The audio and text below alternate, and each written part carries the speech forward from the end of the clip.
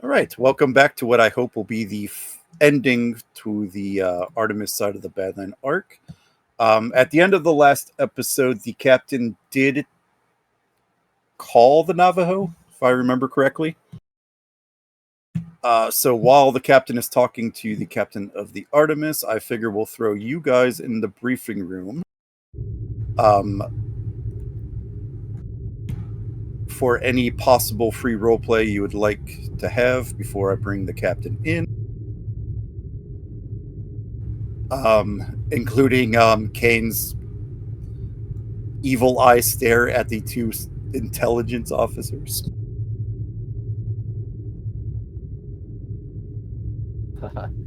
He is certainly still side-eyeing, for sure. And it's good that they're on the same side of the table, because he'll just side-eye in that direction.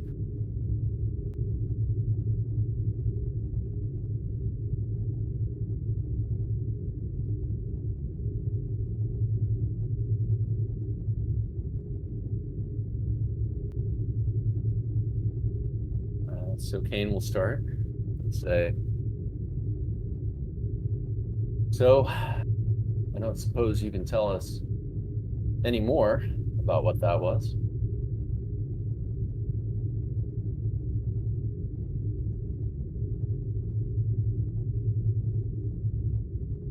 About what?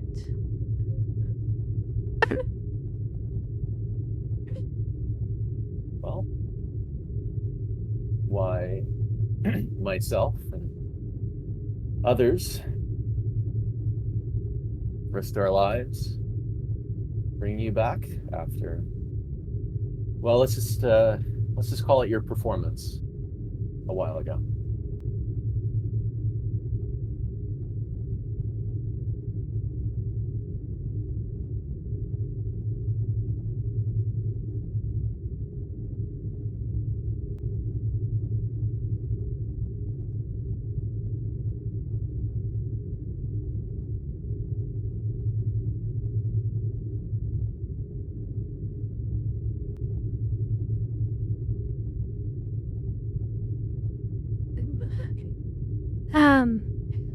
Need to know, Commander. Sorry you feel that way. Unfortunately, the ruse was necessary.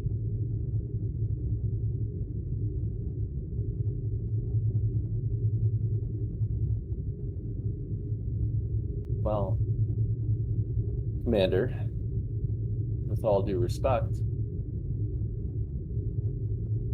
necessary for what?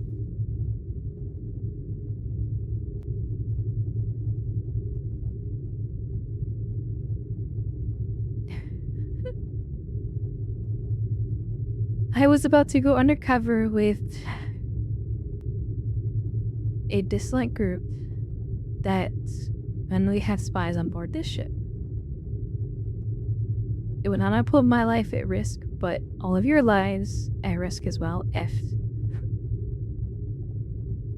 they didn't think my departure wasn't real.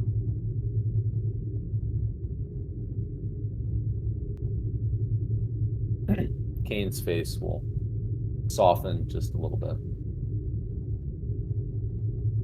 I see, Commander.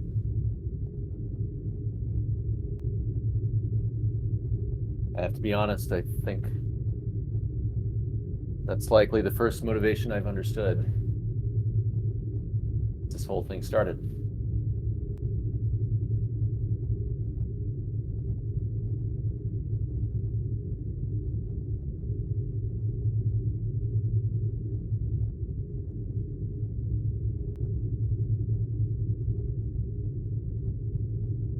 Commander Walden?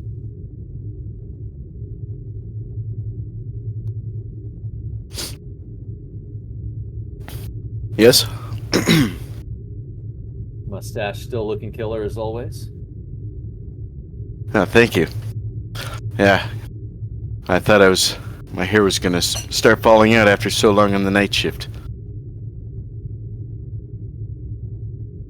Well, hopefully you were able to get some rest. He'll look at the other side of the table.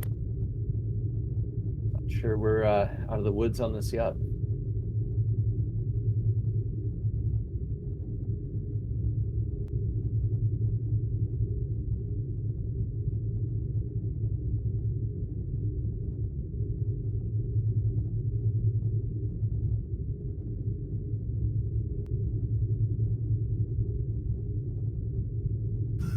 And as you are all sitting there, finally Captain Nolan will enter the conference room.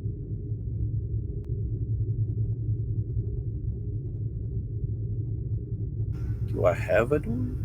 There it is.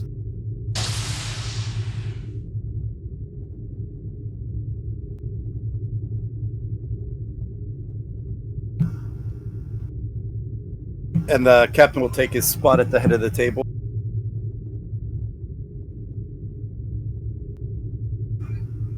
Oh, did we actually get a doctor?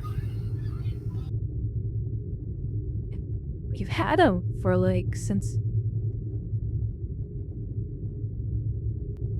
the start of the arc. Oh, I was looking in the wrong thing. I didn't notice the supervisory characters folder. I was still looking in medical. Oops.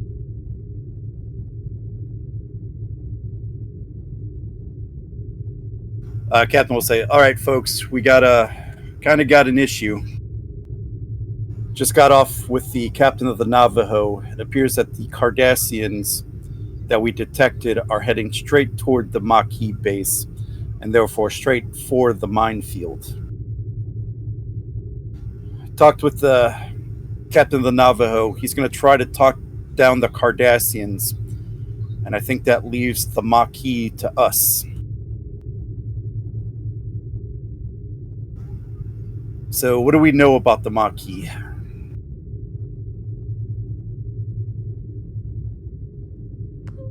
So this whole entire minefield is a trap for the Cardassian fleet.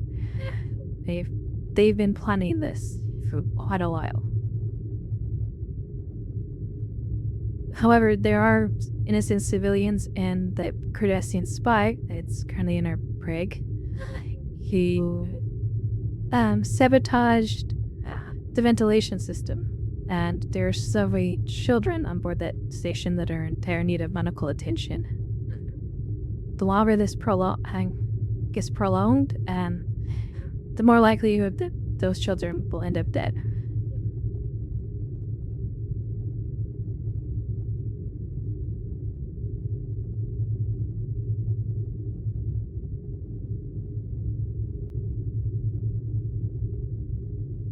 Certainly don't want to see a bunch of innocent civilians get caught up in all of this.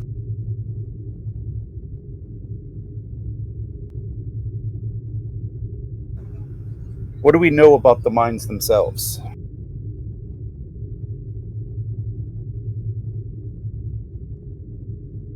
Yeah, could I have performed a quick scan of them before this meeting took place so I could deliver a report on them? What would you try to find out? I basically want to compare it to the prototype mine that we found and assembled, see if any advancements or upgrades were made since that one. Go ahead and give me an insight security diff 1.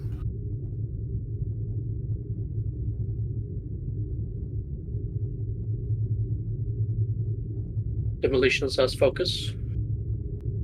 Yeah.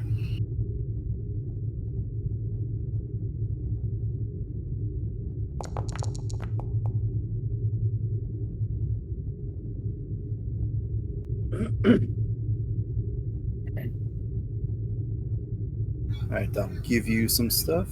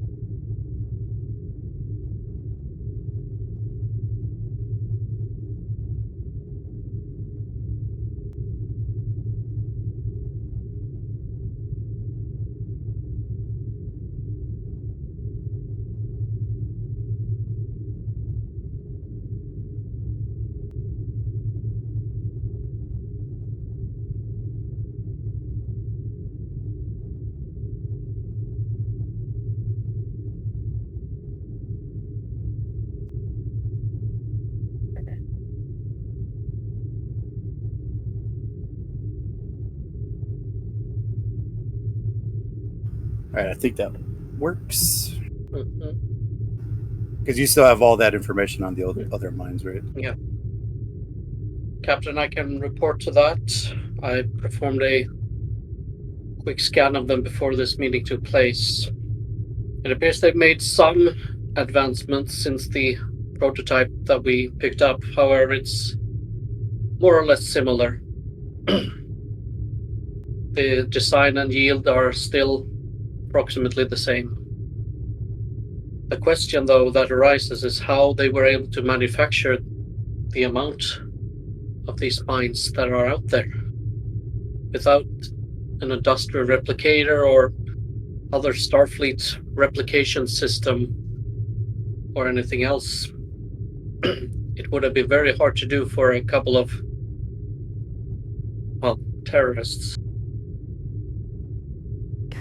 They've been getting supplies from at least one Federation merchant marine vessel, the Sonia Cruise. And there's probably possible others, free traders that had been sending supplies or at least gathering supplies for the Maquis.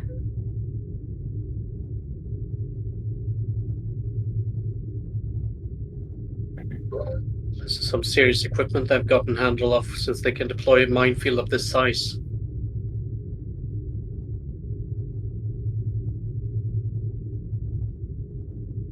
GM, have we received the communication from the Navajo yet regarding the commands for the mines?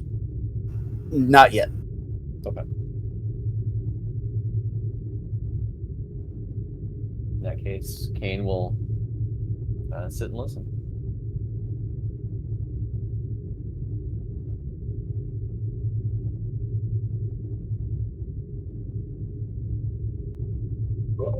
From our experience with the previous mine, we can assume that these mines work with a proximity sensor. As soon as anything gets near enough, they'll explode.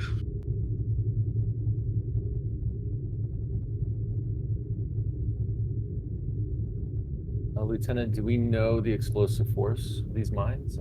Presumably they're enough to damage our ship. Could they do substantial damage with one mine blast? Given the severity of the mine that we picked up, that was had a bunch of kiloton to it. Let's just say, not even kiloton, megaton. Let's just say, now that there's more of them, we don't want this to go off. It could blast the entire asteroid field, bringing the Maquis base with them, and it will definitely take out the whole Cardassian fleet.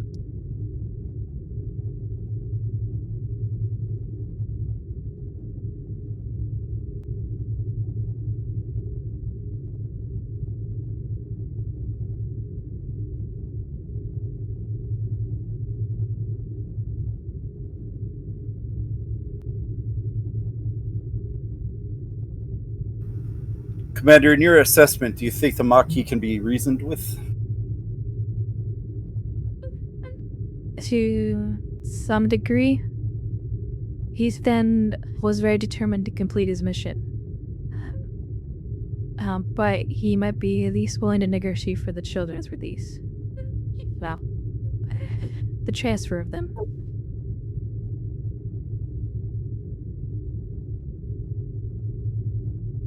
Weren't they there as a bait in the first place?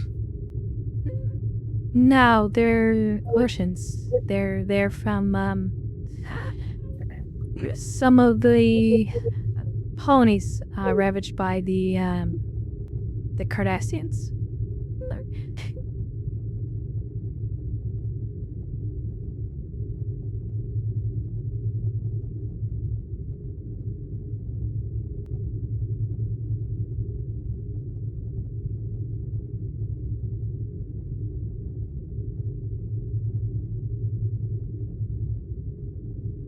Given that this Maquis officer, Ethan, has a past in intelligence, I wouldn't put it past him to put civilian lives in danger ahead of the cause he now fights for. although you have more personal experience with him.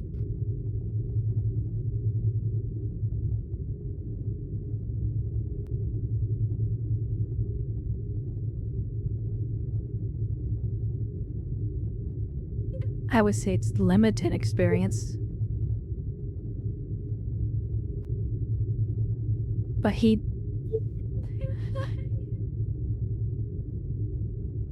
I don't think he would take up this cause if he didn't care for the people.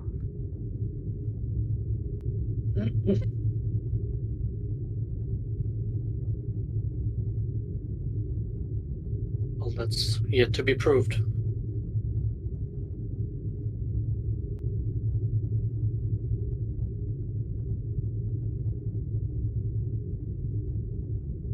And I don't think we can rely on his kind spirits, given he's placed a several thousand piece minefield in harm's way of civilians.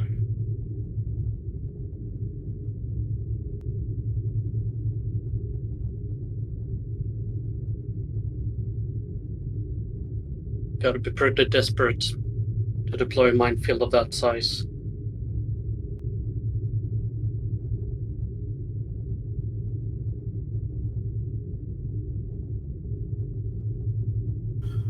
What are your thoughts, Lieutenant?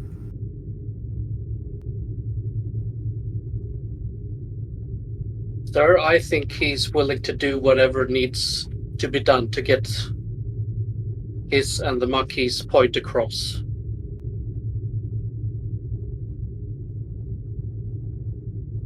Whether that's to intimidate the Cardassians or elicit more Starfleet turnovers, or Federation turnovers for that matter. I don't think negotiation with this individual will be successful.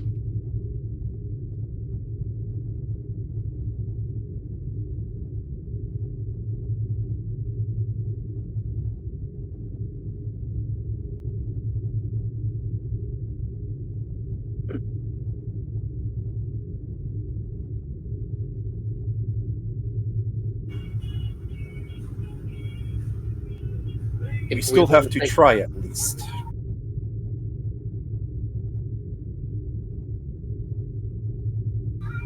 If you say so, Captain, but I think if we want to take down this minefield, we're going to have to do it ourselves.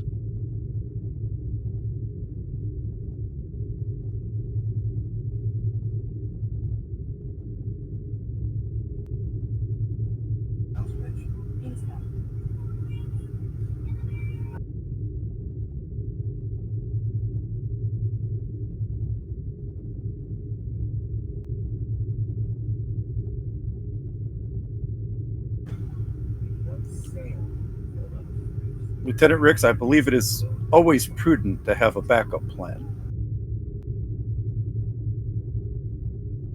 Lieutenant, I want you to take Commanders Kane and Walden, learn everything you can about this minefield, and try to think of ways to disable it if it comes to that.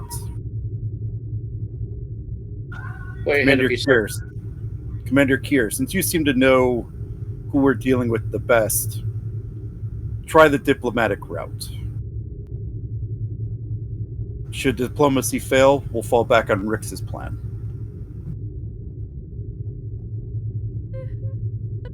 Understood. I'll try to get regular updates from the Navajo, see if their situation changes.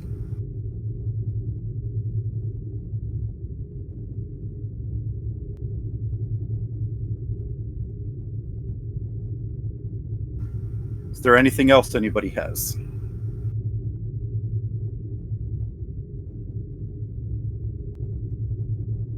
No, sir.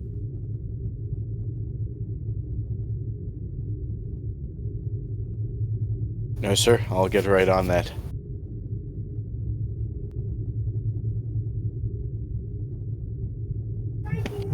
I don't have to tell you what the stakes are, people. If the Maquis were to disable or destroy a Cardassian fleet, it could mean open war in this sector. one that I'm not sure the Federation could stay out of. But if the Cardassians have their way, over 500 civilians on that station could be at risk.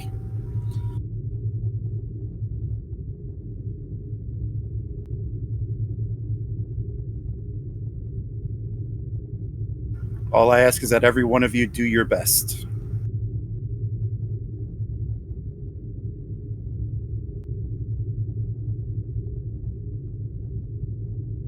And the captain will get up and head out of the room.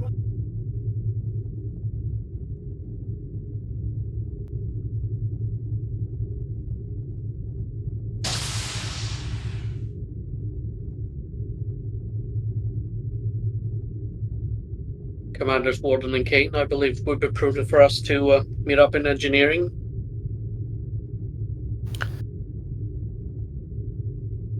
Agreed. Certainly, I'll head right down. Always a pleasure to have you guys down there.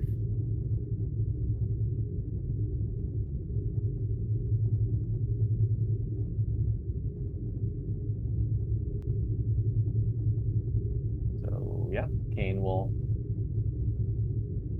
make his way to the nearest Jeffries tube and crawl down to engineering.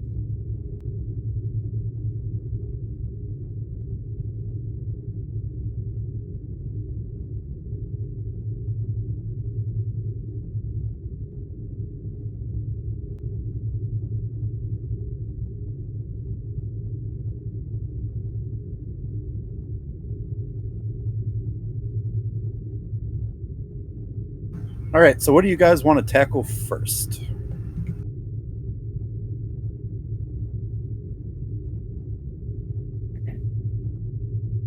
So I may have missed the direction from the captain. I was trying to get rid of that bug that I posted in chat. What was his direction? Commander Kier tried to reason with the Maquis, and then you three are trying to learn what you can and come up with a plan to disable the minefield. Gotcha. You know, should diplomacy fail and all that fun stuff. Gotcha. Awesome.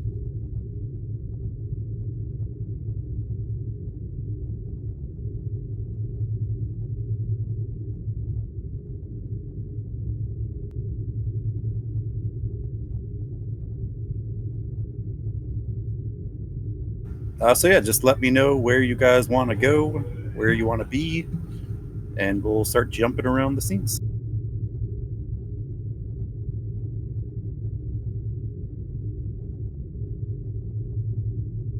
So Rix, Walden, and Kane will go down to engineering to make up a plan for how to take out the minefield.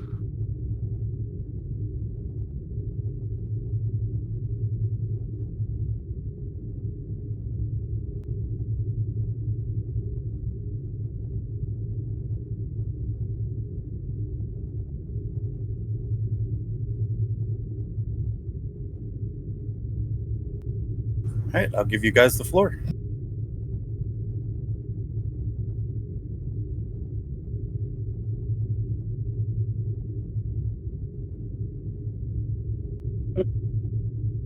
Well, gentlemen, knowing that we're dealing with a upgraded variant of the prototype we picked up, I suggest we take out the schematics we were able to find out from our prototype. See if we can scan any particular mine in the minefield and see if we can come up with a solution to attack it. See if we can hack it again, as Kane was able to do last time, or if a more delicate procedure is needed. Kane will bring up the schematics. Well, just to level set, this draft, this alpha version, was quite difficult to crack. It was no easy feat. So if they've done any upgrades to software or well, really anything that would prevent us from trying the same technique again would be a borderline impossible task. He'll bring up the software. They must have used a Federation template for much of this. Some of it's been modified, so it looks like somebody on the Maquis side knows what they're doing with this, but it's relatively close to standard Federation technology. You can see the programming here, but again, somebody knew what they were doing, and if they've had more time to upgrade these mines since this one, it's going to be given that we now know who we're dealing with, that is a certainty.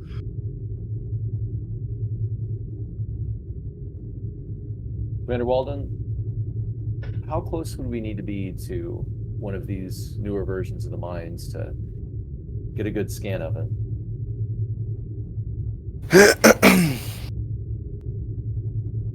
GM, would I have to calculate that or know that information? Well, your character would know that. Mechanically, I would probably say at least medium range, but you could make up whatever roleplay point that makes sense and is fun for you. We'd have to get quite close, I'd say within 20 kilometers, to do such detailed scan. And Lieutenant Rex, what is your assessment of, well, how dangerous that would be to get that close? 20 kilometers is basically right on top of it, so it would be extremely difficult. And we would not be able to survive that explosion if they would go off.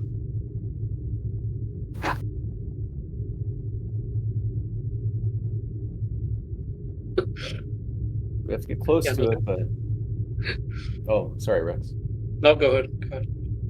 We have to get close to it, but we have to try not to set it off. Do we know the mechanism that it uses to detect nearby ships?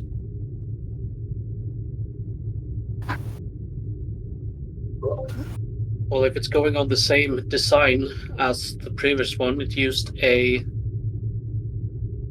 See if I can find it in my notes, what kind of sensor it was.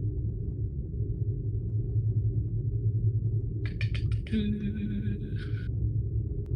think it was a Romulan sensor.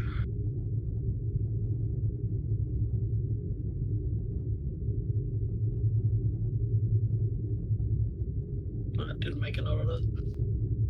That's okay. I mean, I assume we would remember if it was a Romulan sensor. Yeah, which makes sense because it would have been cobbled together with what parts they could get. GM, could I do a search of Starfleet databases to see if we have any like schematics for like Romulan sensors that might be the right size and, you know, whatever other characteristics to fit on a mine like this? Oh no, sensors were Federation actually. Oh, well then we definitely have power access. systems were Federation material. Definitely have access. Yeah, in that case, GM, I'd like to perform a search to pull the schematics for the Federation sensor. Okay, go ahead and give me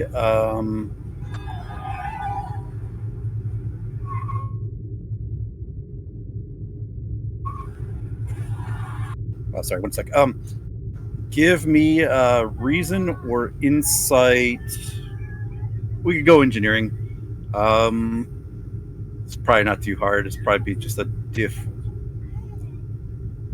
1.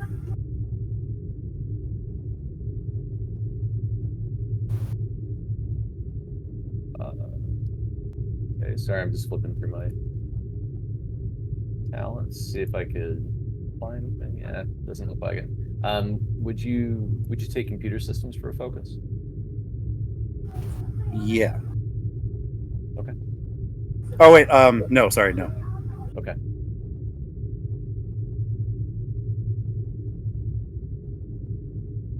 All right, let's go for it. Gain a momentum.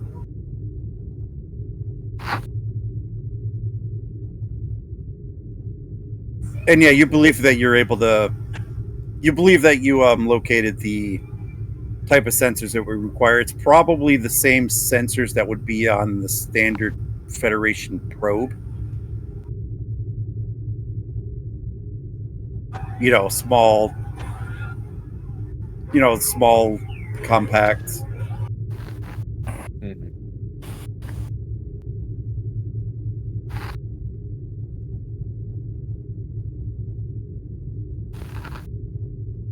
So,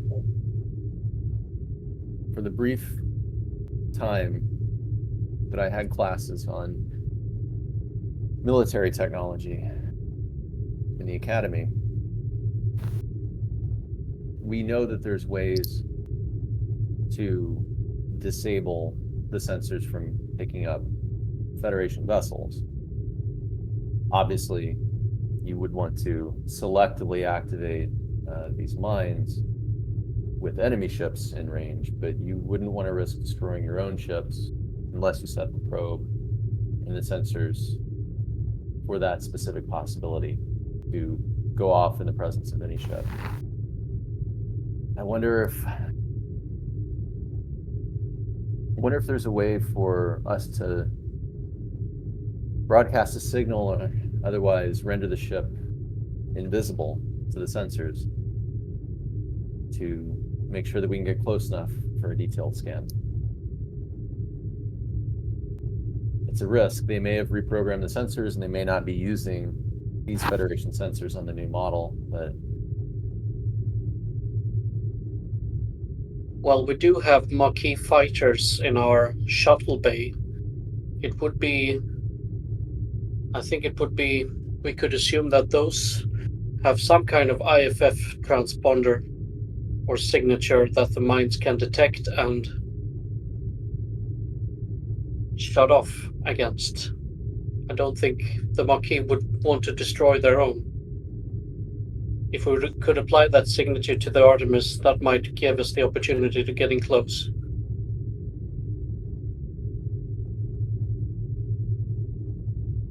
That seems like our best course of action. all right, gentlemen. Well, I think we need to pay a visit to the Maquis fighters in our hangar. There is one slight problem, though. If the station itself detects us, it would read us. It would be able to either visually or at least sensorily confirm that we are not a Maquis vessel. And I don't know, they probably have some kind of remote activation. Question is to what extent that is, if they can only destroy the entire field at once or have selective control over each individual mine.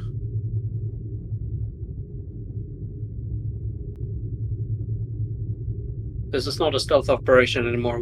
They know we're here, and presumably they know we want to do something to deactivate the minefield. So we're going to be countering resistance in some way. Understood, Lieutenant. Well, I'm not the best tactical mind as far as how to get close or how to deal with this. Well, if we do this while Commander here is attempting a diplomatic solution, that would at least distract them.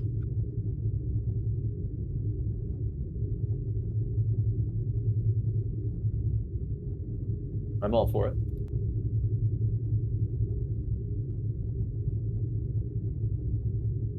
First things first, let me and my team take a look at the Maquis fighter, see if we can either replicate the transponder in some way for the Artemis, or hell, we could probably even patch the ship in somehow, amplify the signal through the Artemis.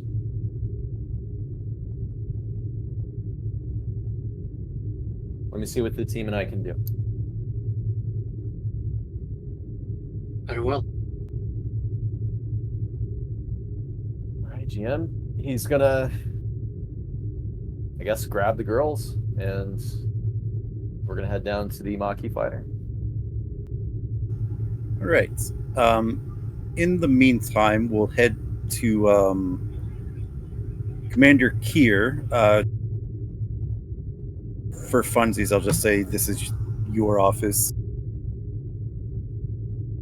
What are you doing, Kier? She's attempting to open up a communication with Ethan.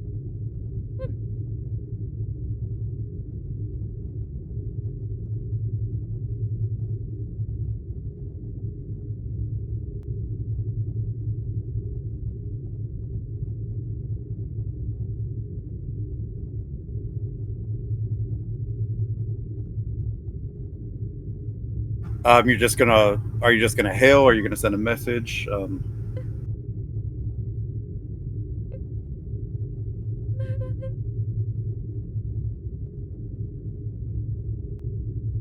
Let's go with the message. Um,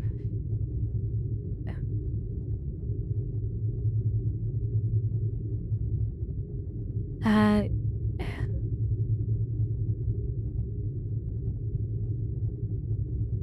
just state her name, Ethan, I wish to talk. I'd like to get those children off there in dire need of medical attention. And, yeah, while she understands the plight between the Maquis and the Cardassians, she would like to negotiate at least to get the civilians off the base so they're not in any danger. Give me a presence command diff 2.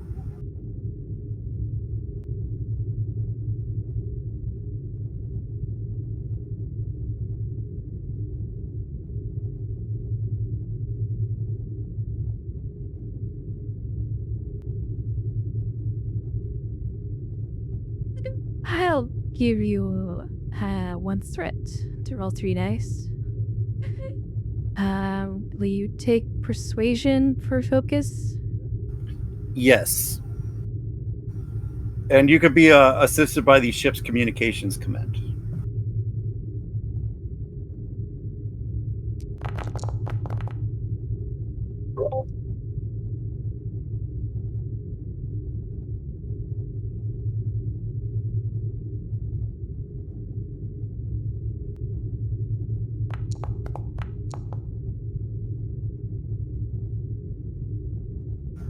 Gain 4.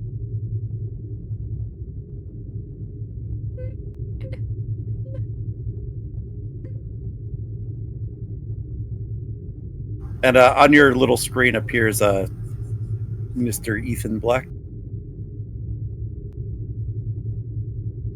You almost had me fooled, Kier. It sounded like you almost cared for a minute there. Let's be frank, Ethan. I do care. The conflict between the Federation and the Cardassian border conflict was long, and it just ended not that long ago, leaving a lot of displaced Federation civilians. See, I do understand your plight, but there are bigger things going on in this galaxy. But I do want to help the civilians and their children. What that Cardassian spy did is egregious. So please, let me help them.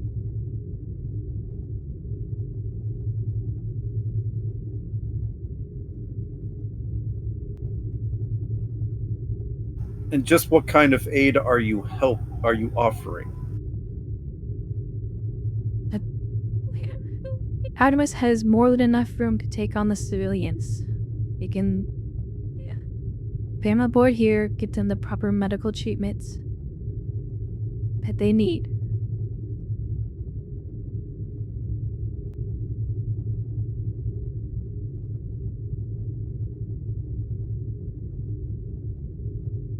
At least the children. They're going to die soon. They don't receive advanced medical treatment, and that can't be done on that station of yours.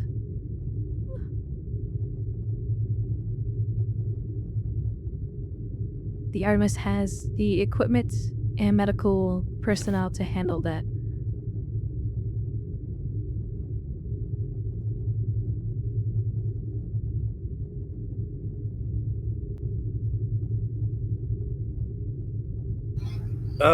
Give me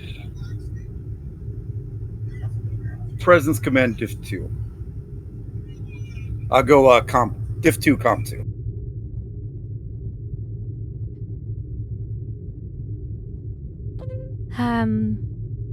Persuasion? Yes. Take a threat.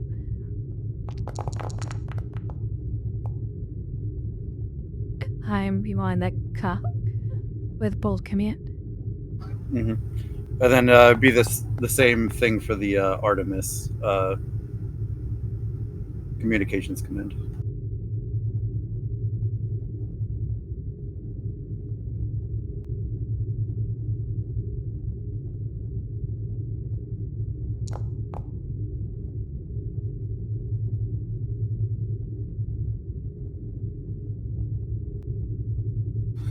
What is that? Another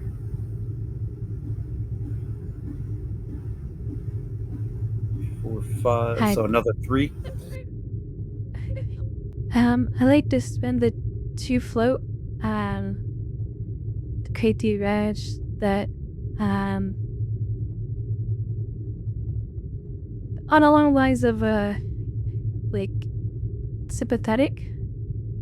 Like he feels sympathetic towards my character at this point. To see reducing difficulty by 1 for it.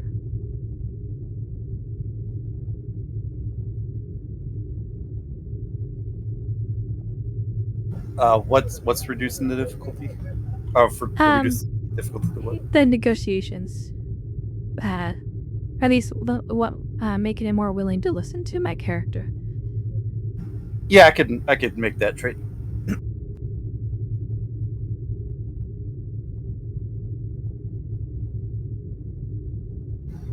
I suppose the children are innocent in all of this, and I suppose you would know how bad the situation is getting with them.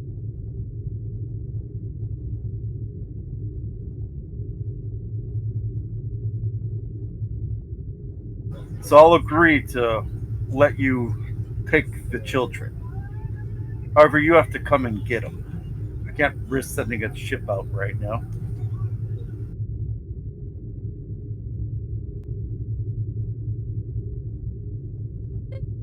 How... What dangers would be for the Artemis to enter this asteroid field? We know its mind. Last thing I want to do is risk more innocent lives than this.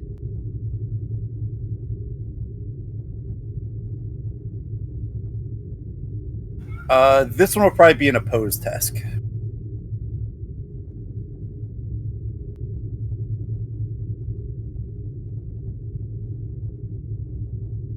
Okay.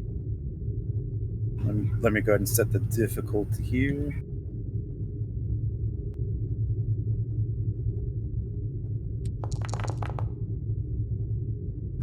Diff 3.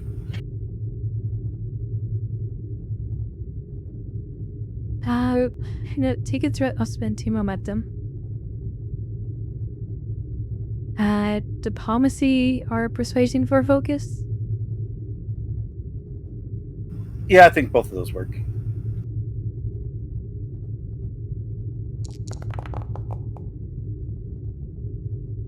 Dear God.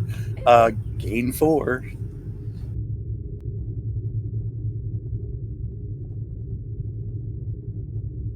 I'm probably gonna use those 2 for like information spends, so.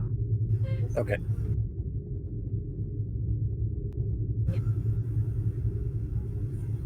I guess I could call you by your rank now, Commander Kier. The mines are not meant for Federation ships. They will not target your ship at all. I guess a moment of span, is he telling the truth? Yeah, you don't detect any deception from him.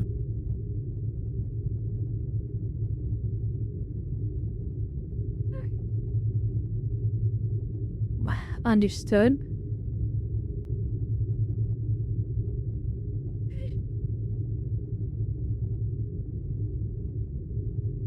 After all, Maybe it's not the Federation that are enemies. It's these Cardassian scum that are.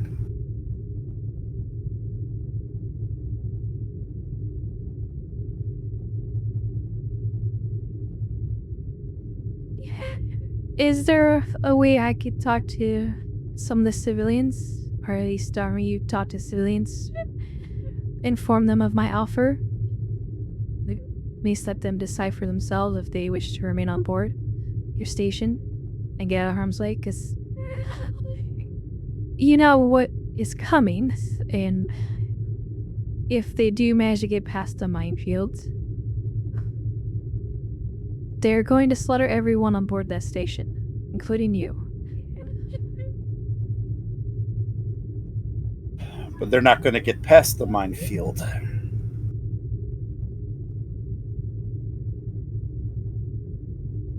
Ethan, you know as I do, there's no guarantees.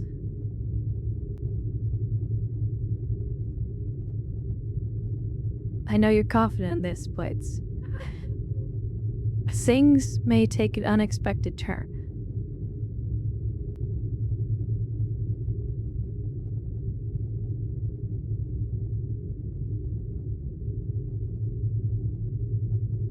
Let's just stick to one thing at a time. First, let's get these kids treated. Hey, what about the ones with in care of other family members? How does families and those children allowed to be on board so that they can get treated? Not in the business of separating families. The parents can go with their kids.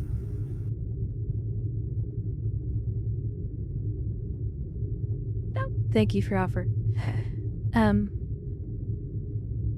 I'll inform the captain and we will discuss again on coordinates for us to be in them aboard.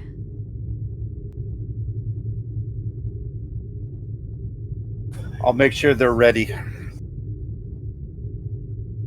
And we will keep our weapons offline when we make our approach. You have my guarantee on that.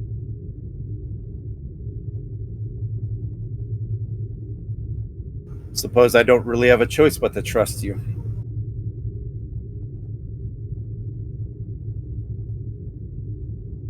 I can say the same about you as well.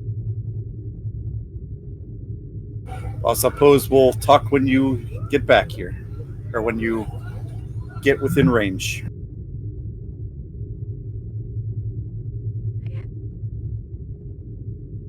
Be talking to you again soon.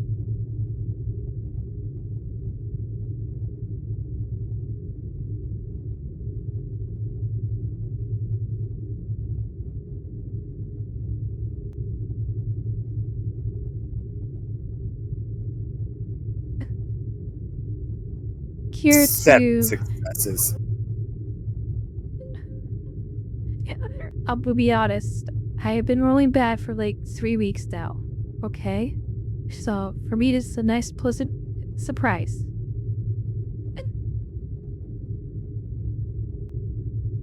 But the GM wants you to fail all the rolls.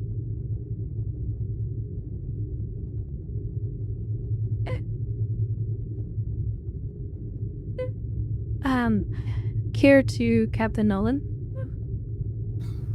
Go ahead, Commander. I reached out to Ethan. He's agreed to allow us to beam aboard the sick and orphan children along with the family members of children who are sick.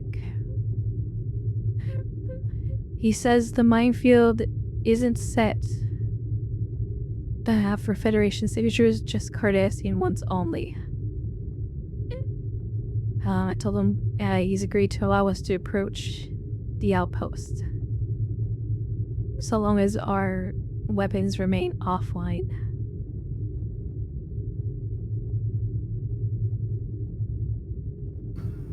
Can you trust him, Commander? I can trust him on this. I didn't see any deceit in the matter. But I don't think he's gonna let the civilians go, or if the civilians are even willing to go. It's gonna take a lot of convincing.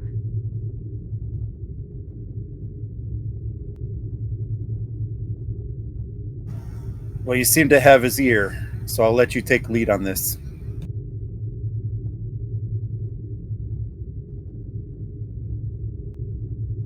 Understood.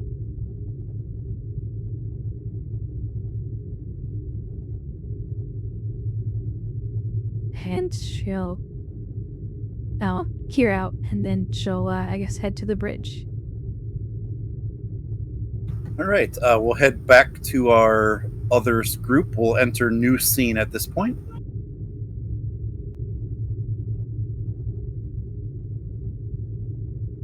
You said you wanted to role play something?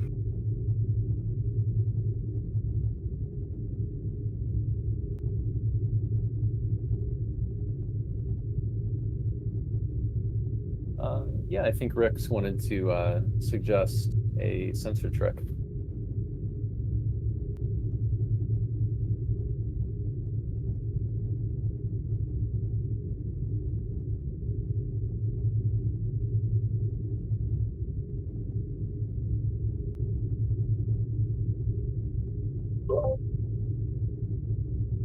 So this is before we know any of the comp chat, I assume then.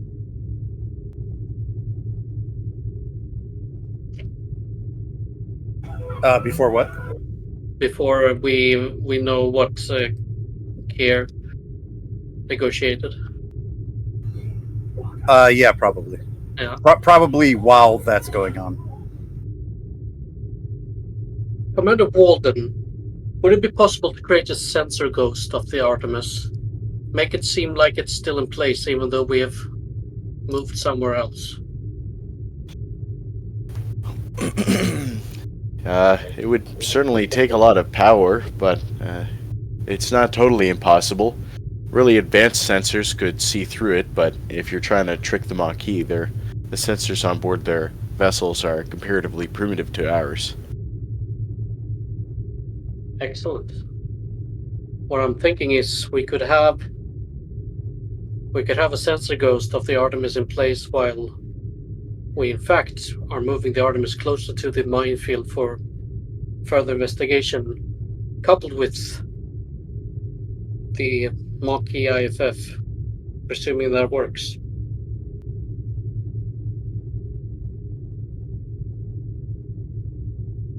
I suppose I think the bigger thing is to ensure that the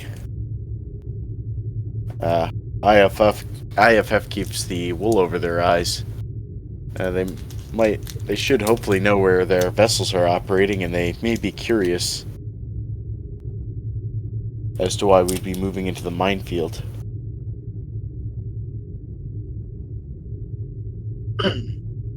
True, but that's why we need to make it look like the Artemis is in place. And if we can hide the Maquis transmitter somehow, or if we just try to hide in the debris field. But as you say, the important thing is to have the Maquis think we're still in place.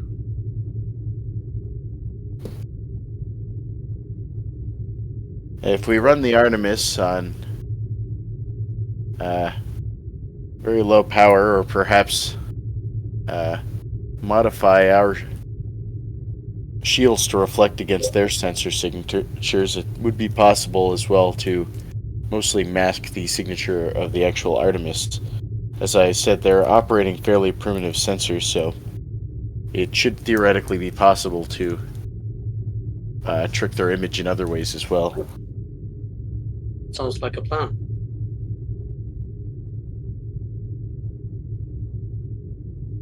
Well, Commander Walden, it sounds like you know the theory. Just tell us what to do. We can do it. So my understanding is there's a couple things going on here. We need to get the ship to... We need to have the ship transmit the signature of a Maquis vessel to hopefully avoid setting off the mines. Then we need to create a sensor ghost of the Artemis, and while simultaneously reducing the sensor signature of the Artemis. Yes. How would you like us to roll that stuff there, GM?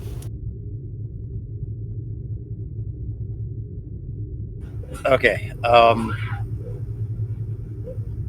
So first things first, you guys probably have to figure out what the Maquis IFF signature is. Let me just make sure I have what you guys are doing in my head here.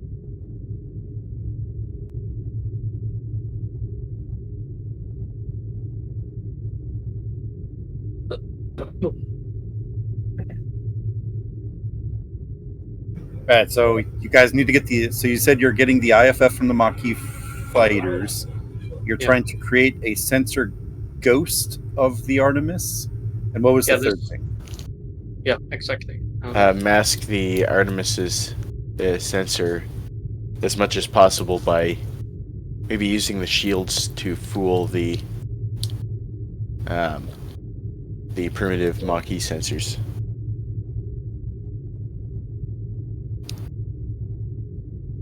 Are you trying to mask basically. Are you trying to mask the Artemis's signature or your scanning?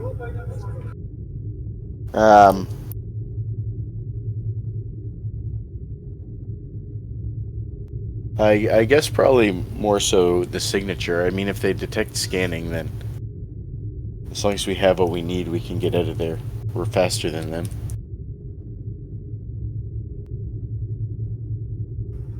So those three? Yes.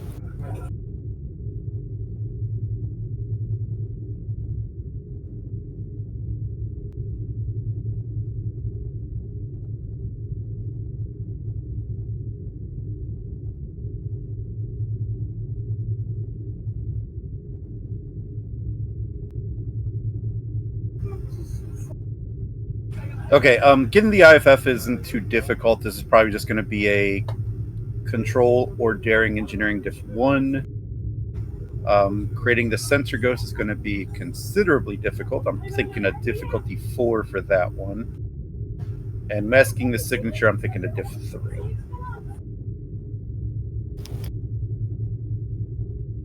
And they're all control engineering? Not all of them. I'll probably tell you what the exact role is for each one when we get. Okay, so can I assist the chief engineer then with the first one? Yeah, you could probably you can assist in number 1. Love the assist. GM, I think you said daring engineering was a possibility. Daring or control. Gotcha. Cool.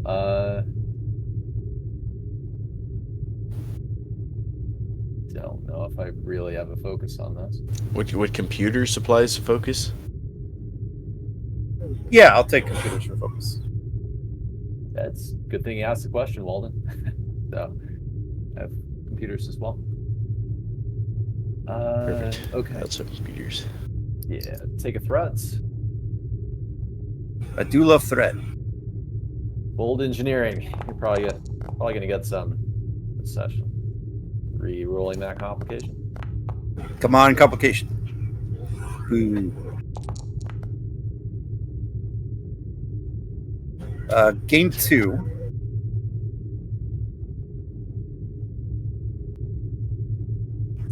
And you can roleplay getting the IFF if you like.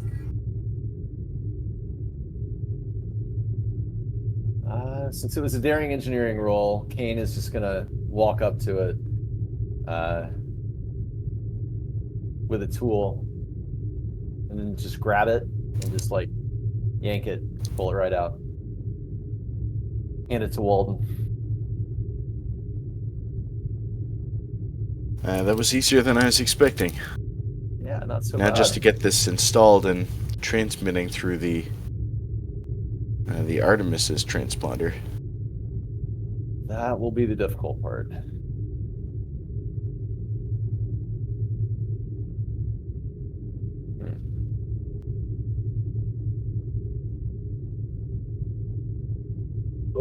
GM, while the chief engineer and chief science officer are working on these things, can I do a separate task if I may? What would you like to do? I would like to go over all the details and scans we got from the disassembled prototype we picked up and see if I can create an advantage for us manipulating the current gen mines out there. How would you like to? So, what's the advantage you're trying to create? I'm basically trying to get a very good understanding of how the prototype mine worked, how it's connected, how it's wired with all the different technologies, so that when we're actually working on the new mines or the updated mines, we have a good baseline to go off of. Okay. I'll give it to you, but I'll give it to you at a difficulty 3. Cool. Just because the mines are slightly different, so Yep. This would indicate that you could recognize the changes and know what they are.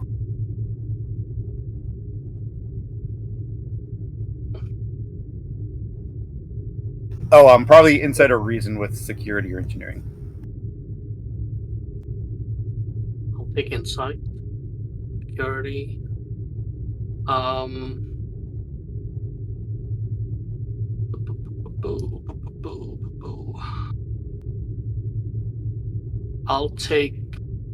I'll give you 1 threat and I'll take 2 momentum for 2 extra dice.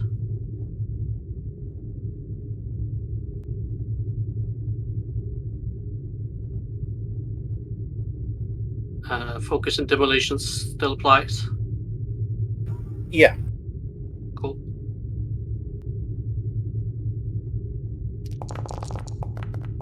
Oh, yes. Wow. What is going on today? Come on, dice.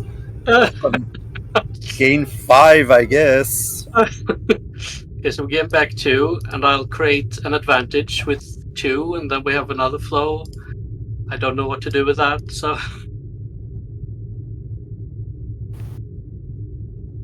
Yeah, I'll probably just you know this so well that we'll probably just increase the potency of the trait. Yeah. Sounds good. But you really know, pouring through the schematics, how the inner workings work, how they connect to each other. I think it's basically having the mine as a Lego again. He has all the pieces, and he's just gonna assemble, disassemble, reassemble again, like you do with a rifle. Rifle training. And not once did it end up like IKEA furniture and you come up with extra pieces. Exactly.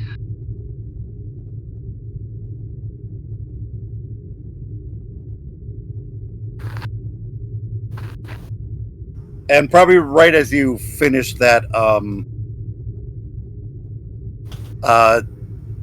Commander Holden and Commander Walden, or sorry, Commander Kane and Commander Walden holding the ship's IFF IFF in his hand and re-enter engineering.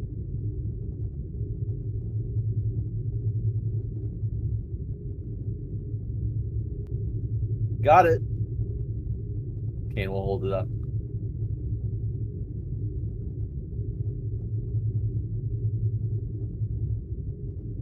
No one cares. Cool. Kane will go over, and I'm assuming he can potentially patch it in somewhere. Begin analyze. Climb through a few Jeffries tubes, maybe. Yeah, seriously.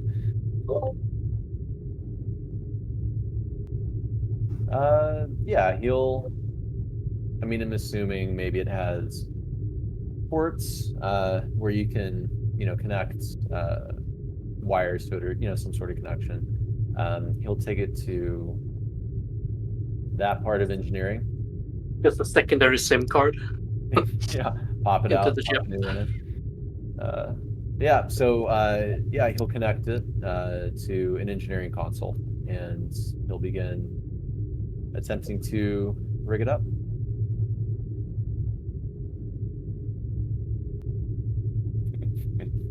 I won't give you a roll. It's pretty simple. It's literally plug and go. Nice. And changing the IFS signature of a starship is not going to be that difficult because it's basically what the ship gives out when it's detected. Like, oh, it's this. Cool. He'll walk over kind of all cocky like, what's that, boys?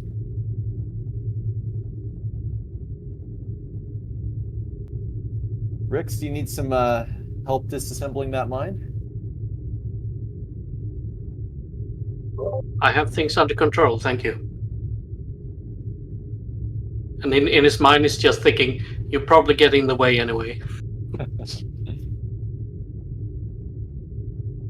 Kane is looking at that mine, and it's so well put together that he doesn't even realize that it's already been disassembled and put back together.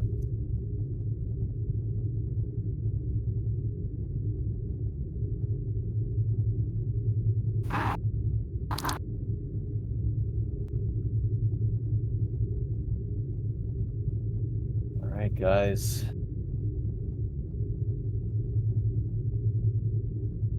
Are we going to attempt to create the sensor ghost?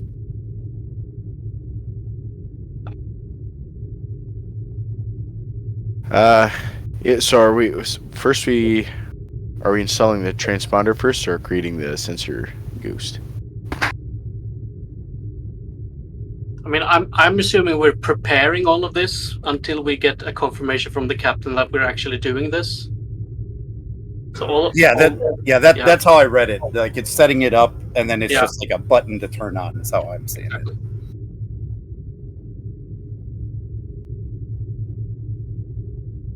it. So it all depends which one you want to do first.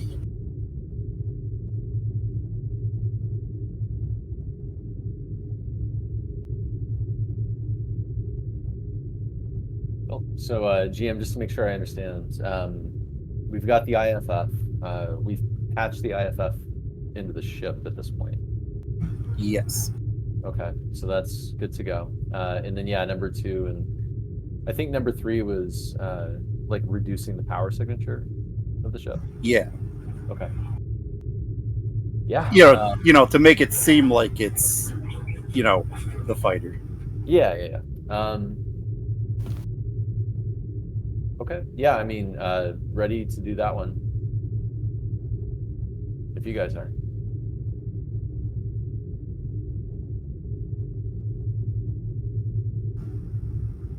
The power signature stuff? Yeah, I mean, if it's if we're all kind of just rigging this up as one system that we can flip as we go, then yeah, we can start on that one. Okay, so for me, the masking of the Artemis signature and reducing his power signature is going to be rather difficult, and a lot of it is trying to figure out what systems you could probably power down that's not critical. because going from a scale 5 starship to make it act like a scale 2, kind of tough. So for me, this is probably going to be insider reason with engineering, and we'll keep it the difficulty. Oh, I got that. We'll make it a diff 4. Okay.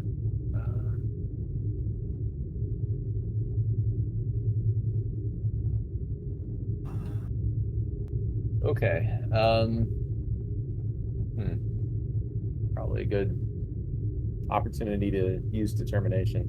Will you accept determination spend against mission directive?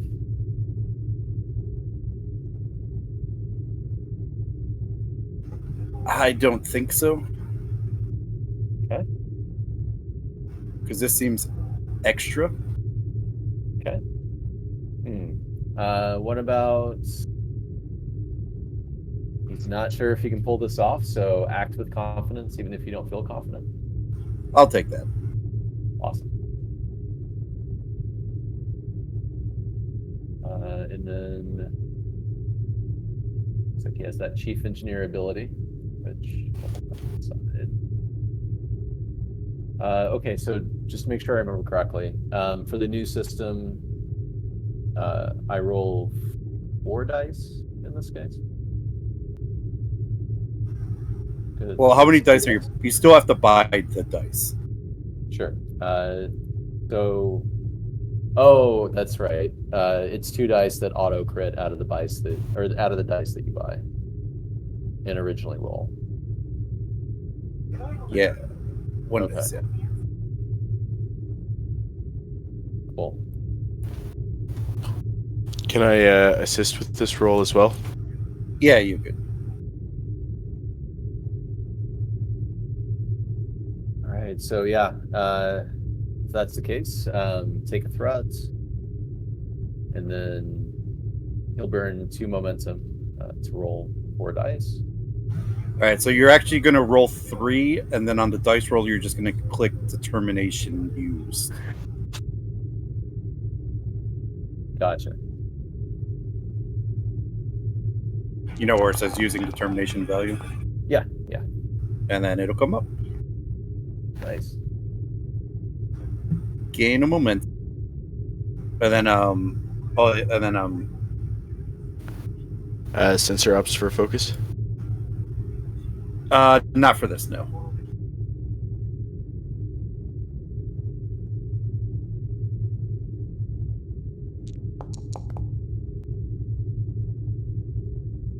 Oops, I only meant to roll 1.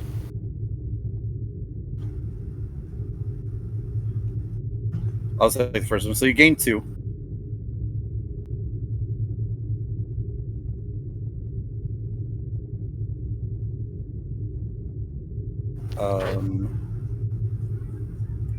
Yeah, so you can role play this. It is successful. You could talk about what systems you need and don't need. Well, first things first, we're turning off all life support systems. That'll save so much power, guys.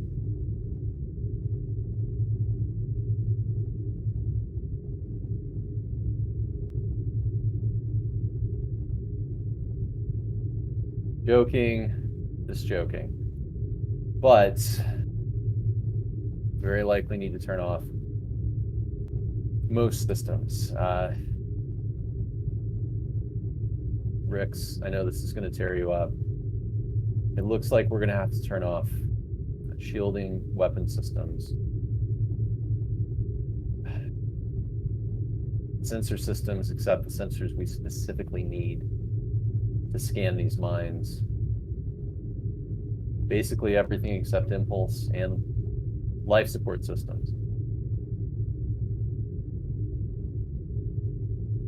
Are we okay with that?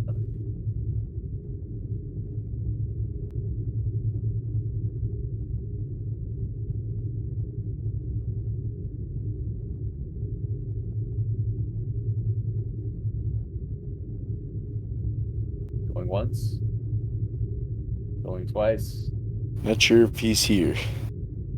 I mean, the only thing We need functioning of the sensors so we can get a clear scan of the mines. Anything other than that is superfluous. If if we need weapons in this scenario, then we've already failed our mission. Exactly. Hey, well, we'll have life support. We'll have impulse, and be very efficient with the scans, Walden. You'll get the power you need. I can manage it.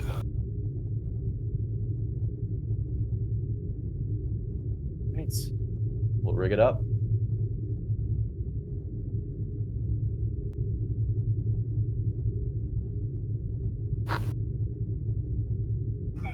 All right, so you figure out what you needed to turn off to reduce your power signature.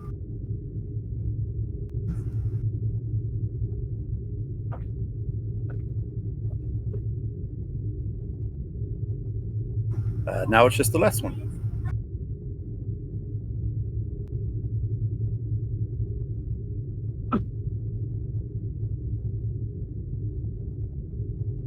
Oh, and you gained 2 momentum off of that roll, by the by.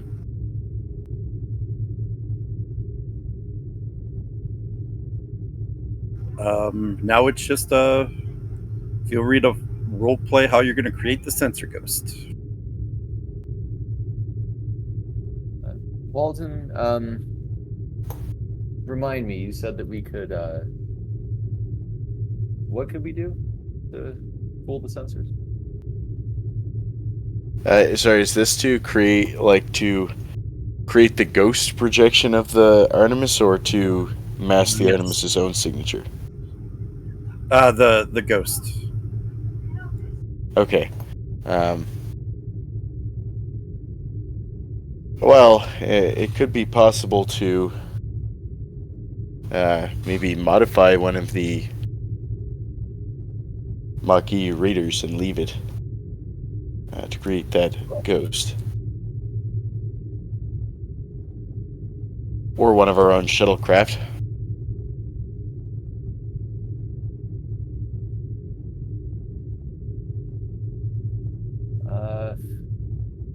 GM and Kier probably knows this as well.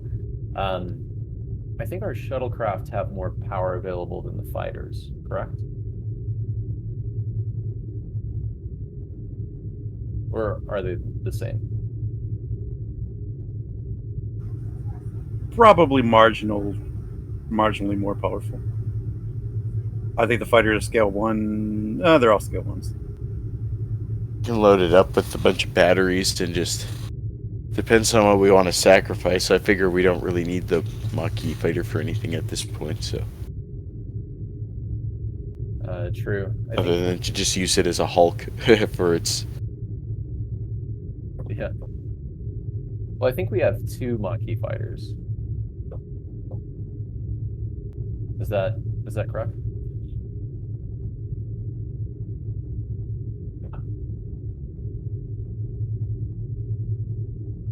Okay. Cool. Yeah, so my vote is strip whatever batteries and maybe power systems we can from the Maquis fighter, rig it up to one of our shuttles, and use the shuttle to broadcast a signal for a short time period.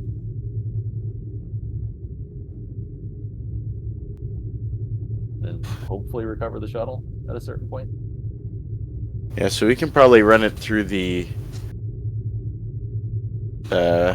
It's really small, but it still has a deflector or a. I guess probably a deflector would work.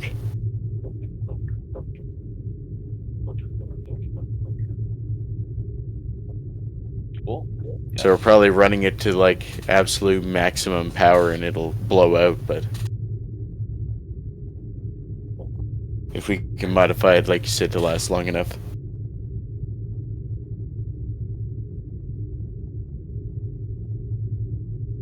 Cool. Well, yeah, we can pick up spare parts next time we're in space dock, I guess. Cool. Yeah, Jam, I guess that's what we're gonna do. We're gonna rig up a shuttle to use the deflector dish on the shuttle to broadcast that ghost signal. And then if we need to, or we think we need to draw on more power, we can further strip the Maquis fighter to support that. Okay. Make this a diff 4 comp 2.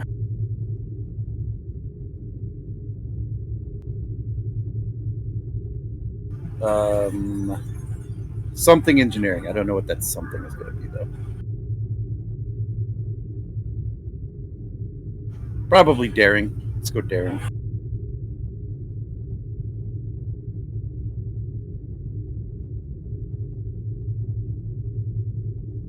Cool. All right, well,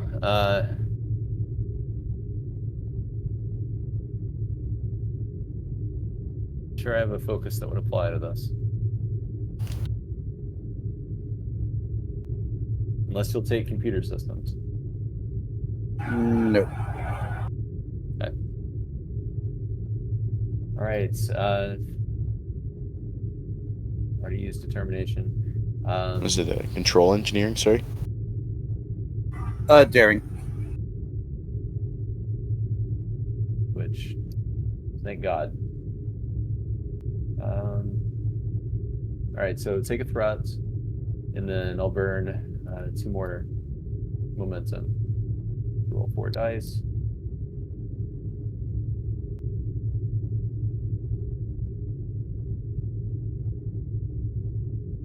I have nothing.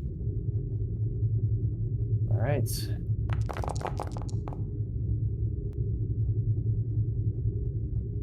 Cool. And then, oh shit, I didn't do the complication range. That's fine. So far, you haven't hit it. I believe you're bold, so you get the reroll, and then you still have the assist. Yep. Deflector operations for focus. No. I don't. Okay. Oh wait, are you using yeah, you are using deflector. Yes. Right. That's what you said. You're using the deflectors. Yes. Like you needed it. Yeah. Nice. There you go. Gain 2.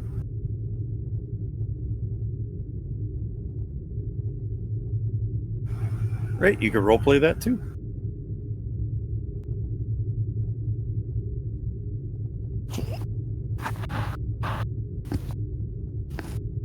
Walden, This- we need to work together more often.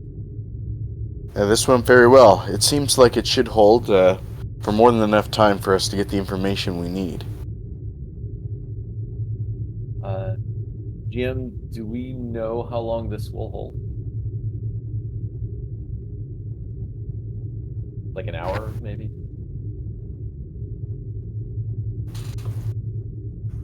Yeah, hour or two. We'll call it. Okay. Before everything runs out, before the shuttle probably runs out of its power. All right. Well, yeah, Walden, you have likely a little over an hour. Don't know exactly how long, but yeah.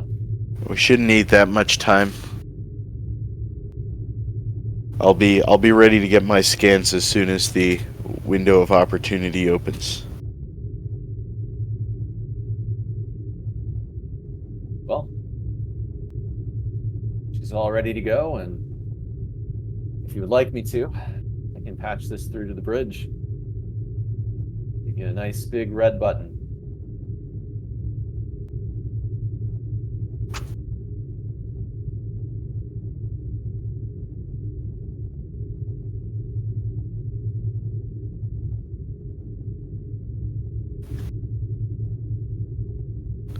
So at this point, we're gonna. Yeah, we're switching scenes. Well, you're going to tell the bridge, right? And right now, the commander probably just went on the bridge. Makes sense. Yeah, after Siat,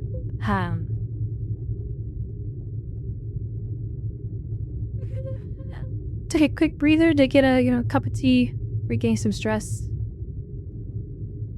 Yep.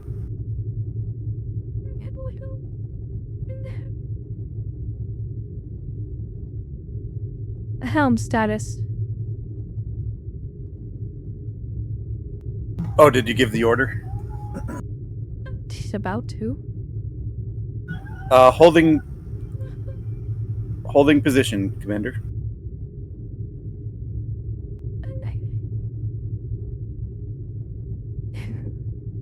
Plot a safe course towards the Maquis base.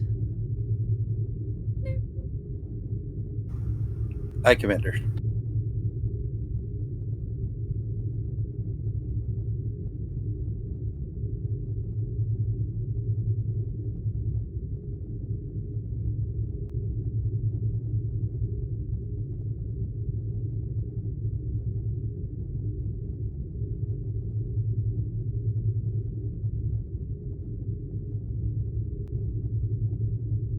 Engineering the bridge. Go ahead. Commander, it's like we've got all the problems solved. I can patch it up to the bridge, but in short, we've attached a Maquis transponder to the Artemis that we think should make us look like a Maquis fighter to the mines that we need to get a closer eye on. And I think that we have a solution to fool the Maquis into thinking the Artemis is still at a safe distance drifting out here in space. It will require us to deposit a shuttle, but once activated, we should be able to hide ourselves, do our work, at least for a time.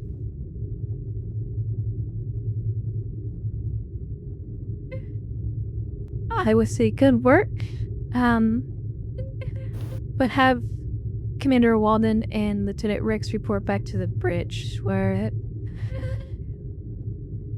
heading to the Maquis base, under reassurances that we won't be harmed. I'm on my way, Commander. Underway. But good work, Commander Walden, or Commander King. It was a team effort, ma'am, but we'll have these in our back pocket if we end up needing them.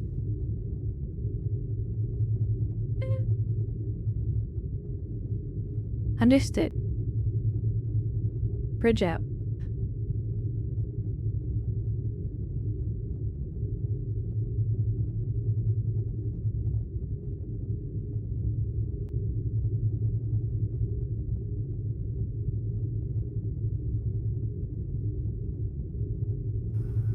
And not too long later, Brix and Walden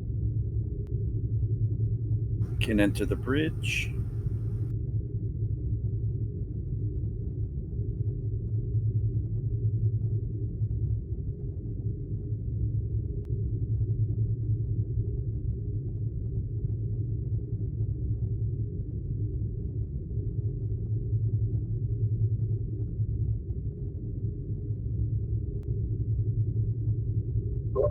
What's the plan, Commander? Right it to the Maquis base. Negotiate with the leader that we will be able to transport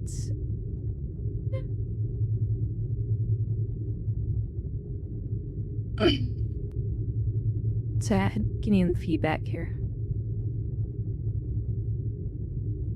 I think you were cutting out there as well.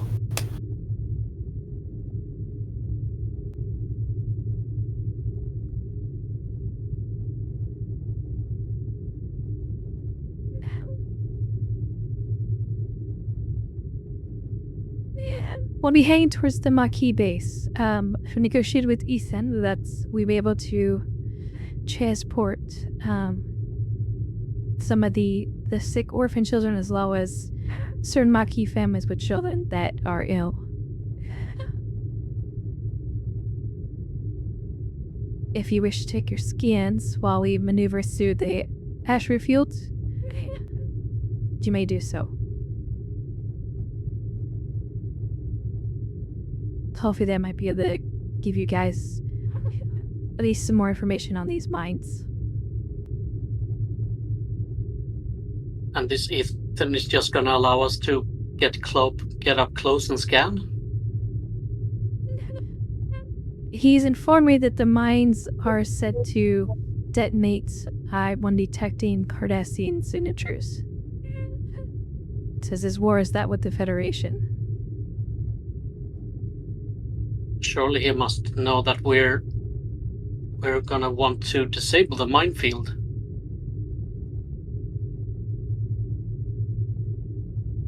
Why allow us this close?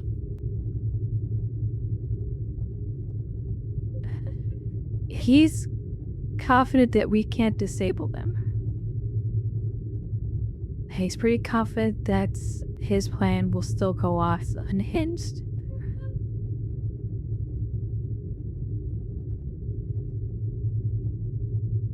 That seems pretty foolish for a former Starfleet intelligence operative. Well, that's what I said.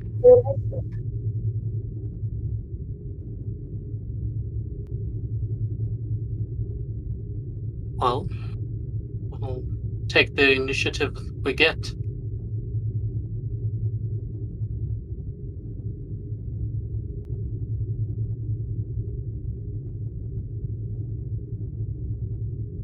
Ma'am, However, I think I plotted us a safe course through.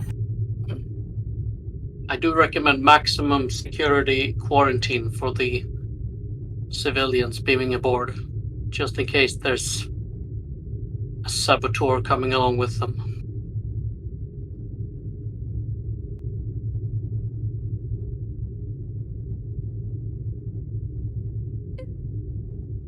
Very well. Make these appropriate security arrangements. Helm, Aye, Commander. you may proceed at a safe pace. Aye, ma'am.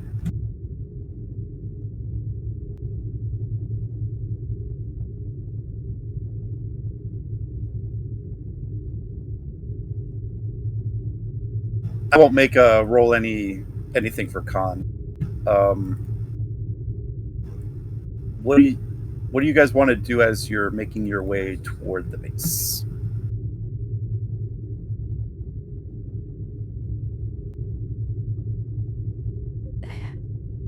Even we pass near one of the asteroids, we get a good scan at the mines on it.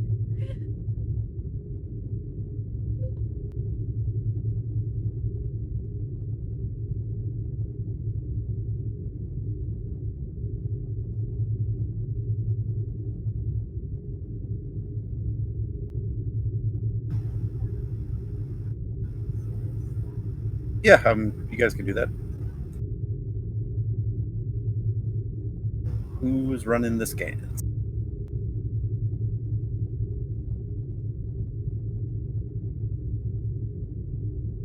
Probably Walden. All right, I'm going to give you a bit of information as you're probably running your passive sensors.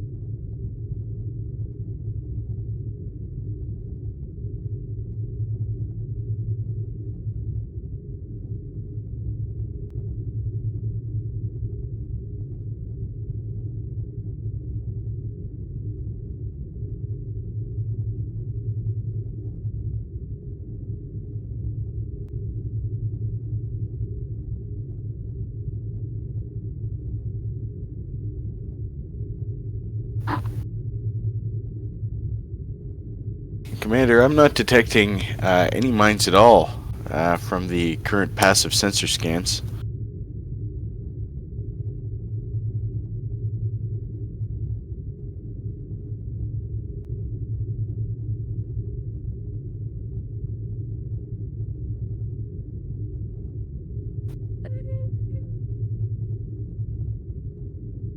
They may have to do an active scan.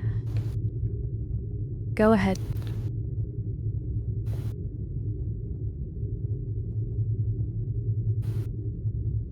And nothing on active scans either. Let me go ahead and give you a roll, because you're probably going to want to do a detailed scan.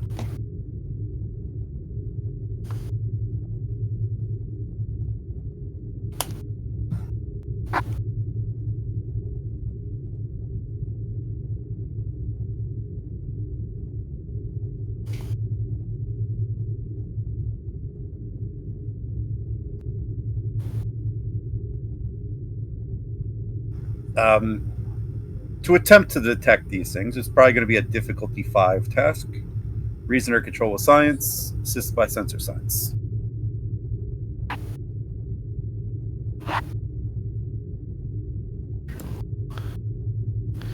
Science. Assisted by the ship. Okay. Sorry, what was the difficulty again? 5. Okay, sensor operations, I imagine, is focus.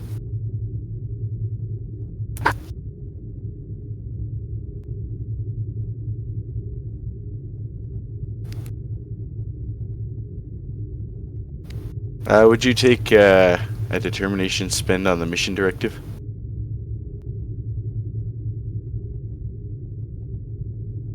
What is the mission directive here?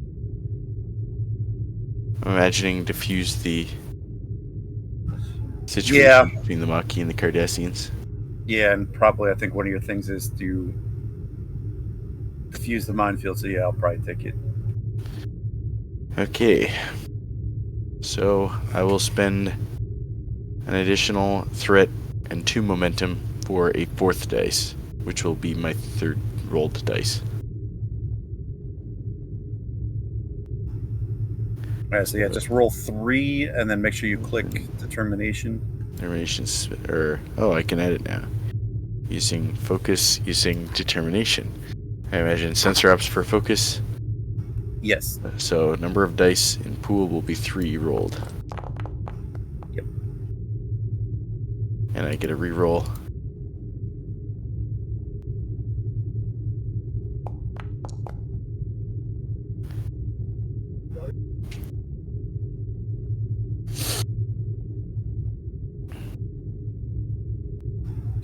You roll into a crit success.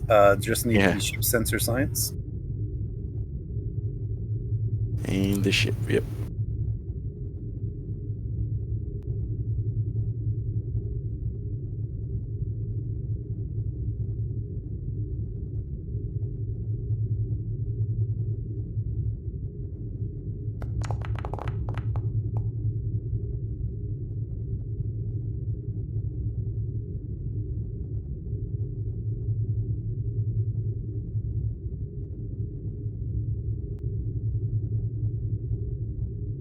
One momentum back.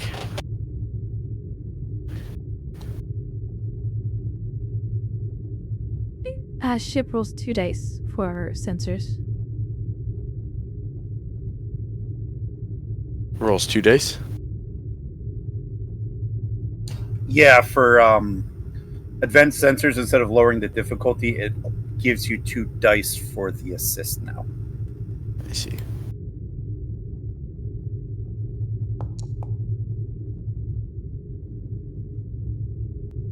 Alright, 2 momentum.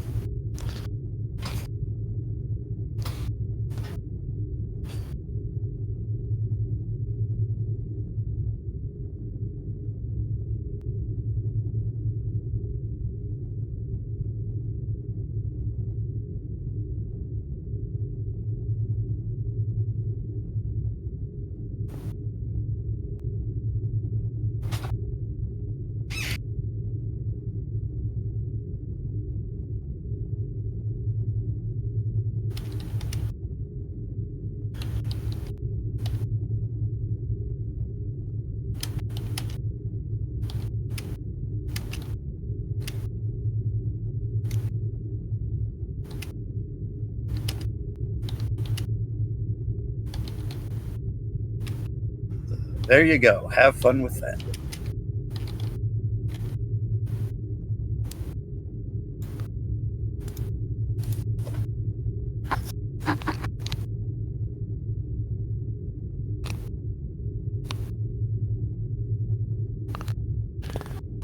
Commander, it would seem that the mines are actually embedded into the asteroids of this asteroid field. Almost every asteroid in the area is implanted with a mine. Probably thousands of them.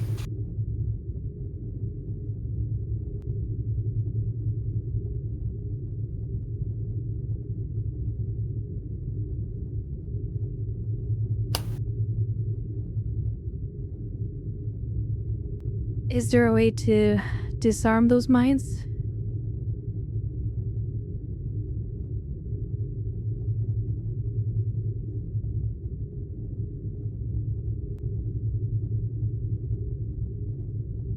Do you have any suggestions, Lieutenant Ricks? Could you transfer your sensor readings to my station? I'll look it over. Of course. He'll send it over. I'll make a preliminary analysis.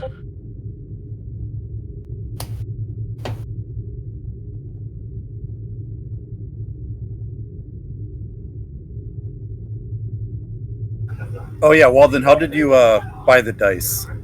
I don't think we ever figured that out. Oh, I spent, so it'd be 3 to get the 4th dice, right? Yes. So I spent 2 momentum and 1 threat, and then gained 2 momentum back, so it was a net 0 on momentum, but 1 threat Okay. given to you. Okay, cool.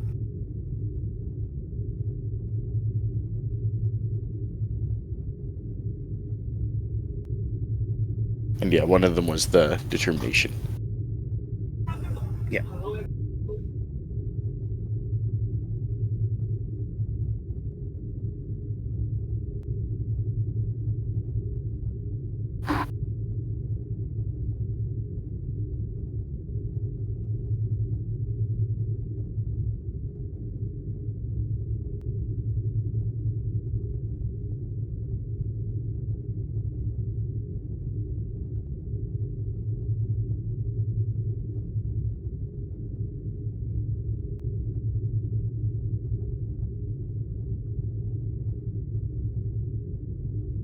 What do I need to roll for my analysis? Oh, sorry, I didn't catch that. What are you trying to find out? Based now that we actually have a sensor scan of them, I want to run an analysis on the mines. What I can figure out about them. And I assume I have my advantage since it's before into this. Yeah. Probably just a difficulty 2, reason or insight, security.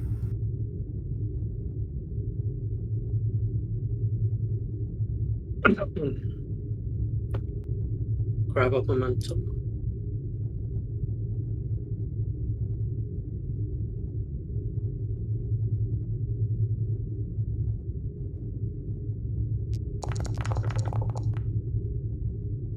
Yay.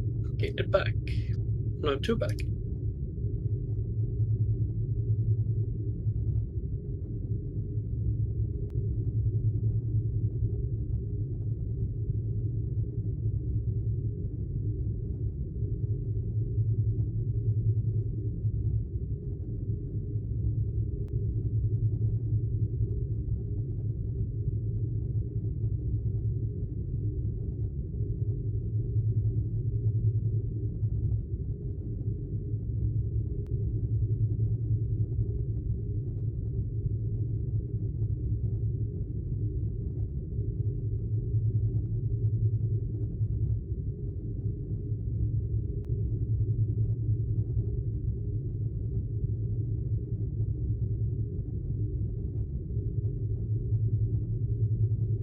Hold on, I'm just typing something to you. Mm-hmm.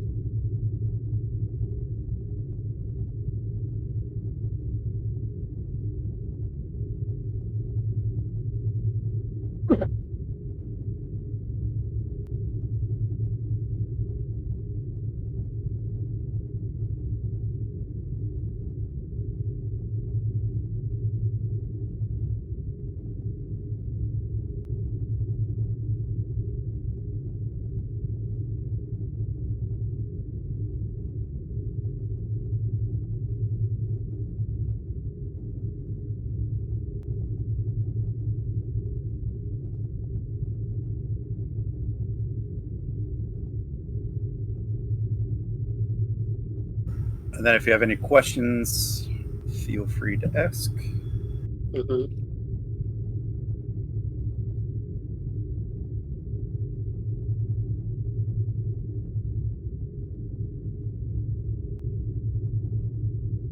Can I determine if there's a what would the phrasing be? Some form of control hub on each of the asteroids?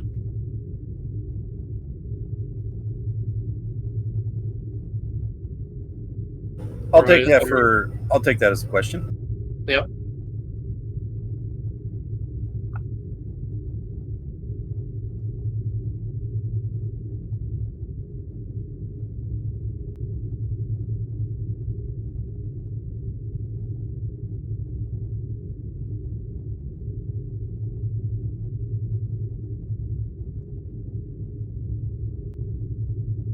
Oh, I will give you one other piece for free though that I forgot. Mm-hmm.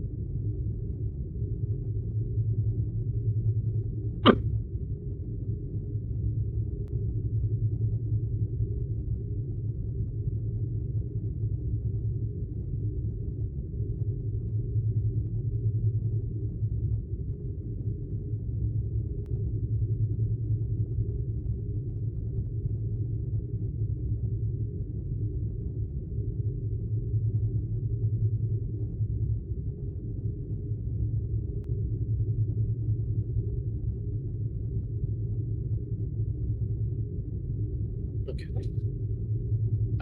Another question. Are the control mines interlinked between the asteroids? Are they talking to each other between asteroids, or are they cells, basically? Separate cells? They're separate cells. I'll give you that one free. Cool. Commander, I've performed a preliminary analysis. The mines are grouped in clusters around each asteroid they're installed on. On each asteroid, there appears to be a single mine that acts as control for the group.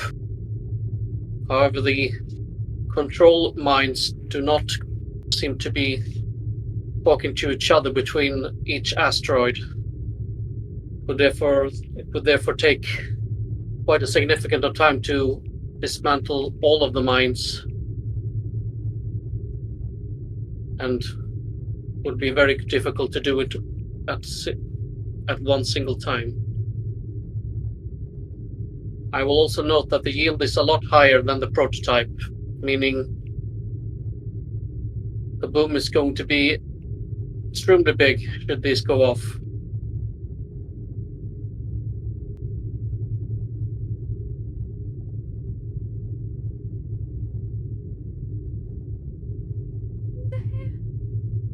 Can you run an analysis simulating the if the Cardassian fleet would arrive, what would happen to the area? Running analysis now. We'll give that insight security. I'm going to make this a difficulty 3. Insight or reason security.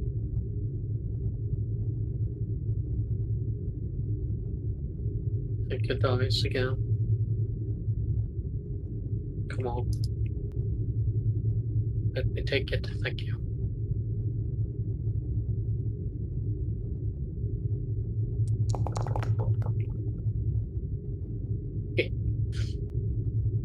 Oh, and you could probably be assisted by the ship's computer security.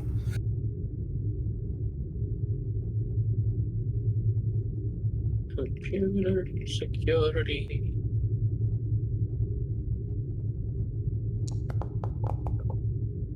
Good little ship. Gain 3.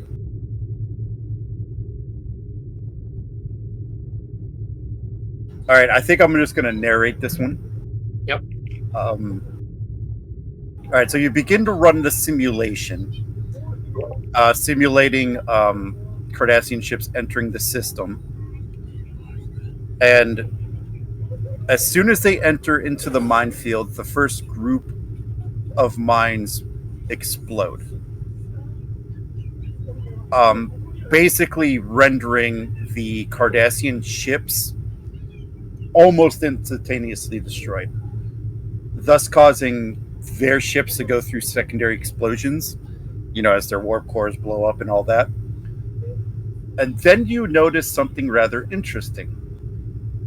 As the Cardassian debris seems to be exploded outward, that debris field then interrupts the sensors of the nearby mines, causing those mines to blow up, pushing the Cardassian debris even further into the asteroid field, causing the next mine to blow up, and then the next mine to blow up.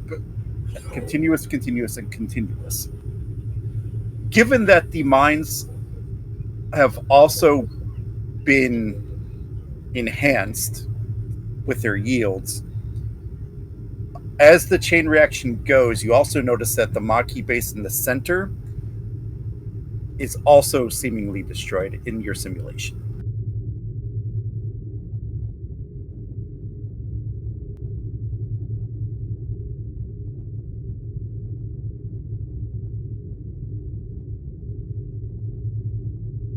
I'm gonna put that up on the big screen for everyone to see. Simulation.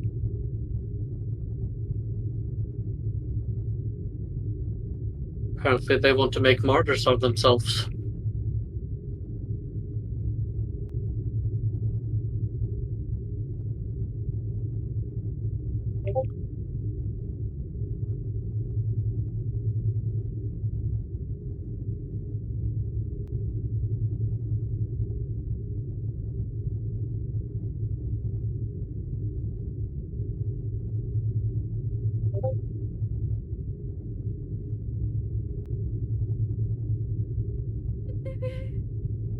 He'll attach chest for the information to a pad. Hi, Commander. Quickly gets it done.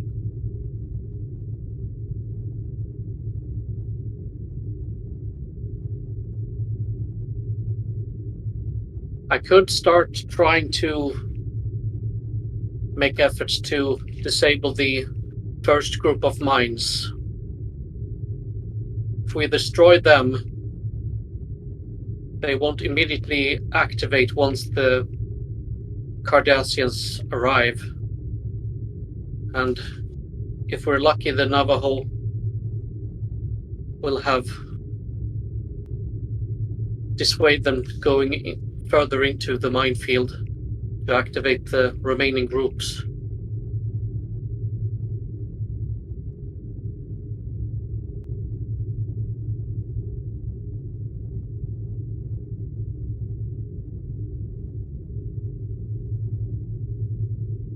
And just then the captain will enter the bridge. Captain on deck? Report.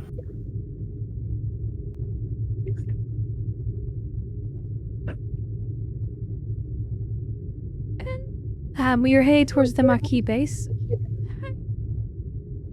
I managed to persuade Ethan to allow us to take on the civilians. The civilian children and orphans. And those family who have sick children. Lieutenant Rix has an interesting report for you.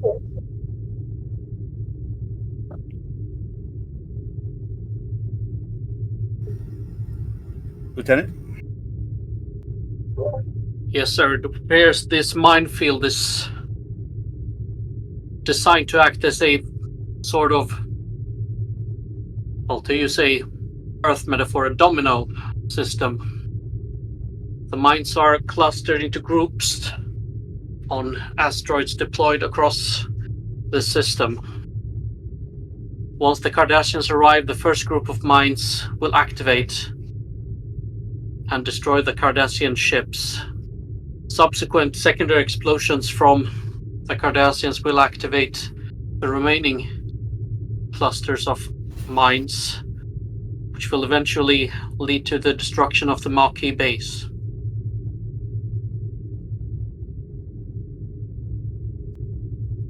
Then what I'm going to say is going to make this even worse. It appears I just got off the horn with the Navajo. It appears that they were not successful in stopping the Cardassians from heading this way. It appears that all ships in their group are heading this way as we speak.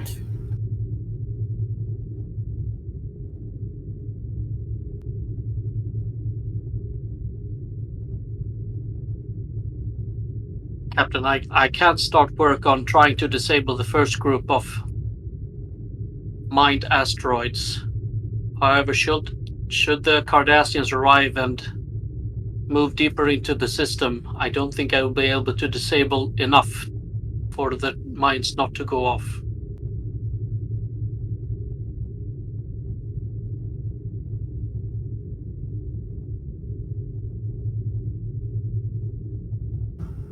The Navajo is still going to try to negotiate with Gauls. So they asked us not to deactivate the minefield just yet so that they could use it as leverage, but I don't want to sit on my hands doing nothing.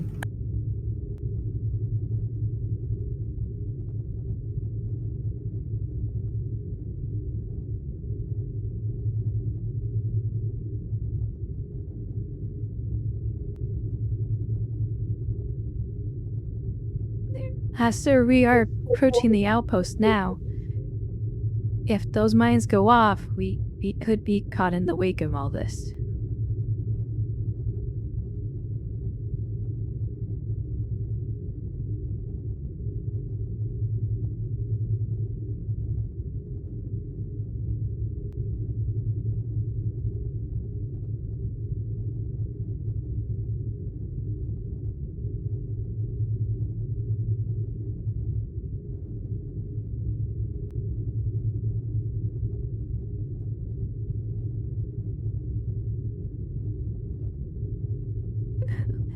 I can use this simulation data to persuade Ethan to surrender.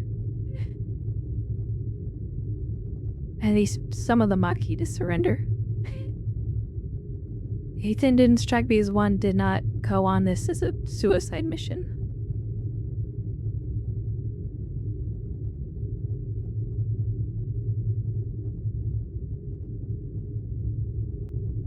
With all due respect, Commander, this minefield was clearly designed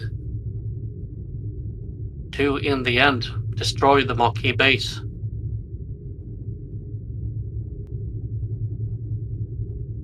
Seems to have been the plan all along.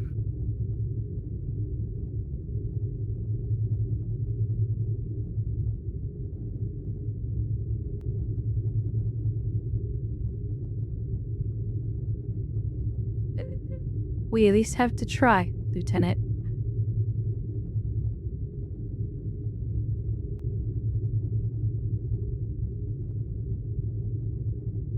Just not.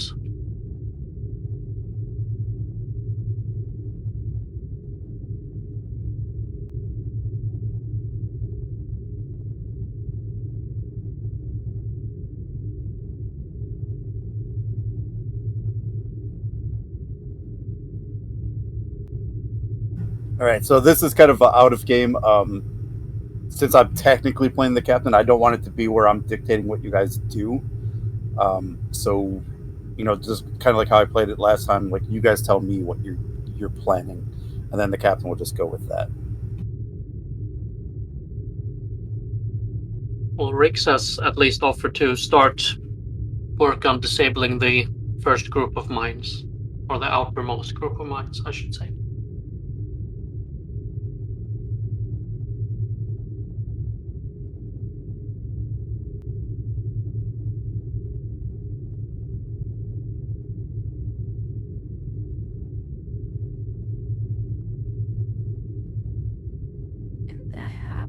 Rix, perhaps disable a group of mines that allow us a clear way out in case the Cardassians arrive early.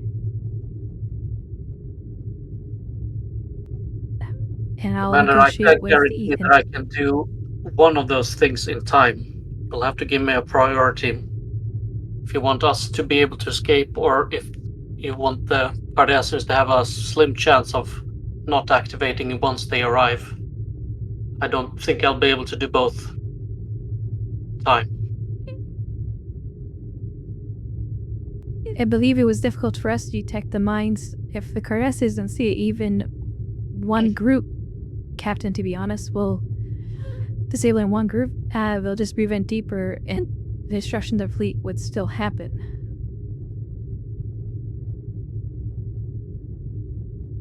We have to hold out hope that the Navajo is still maybe convinced the Cardassians to stand down. Meantime, Lieutenant Ricks, try to create a safe pass for us to get out. And if we can, Commander, talk with Ethan, try to get him to evacuate. I'll begin work now.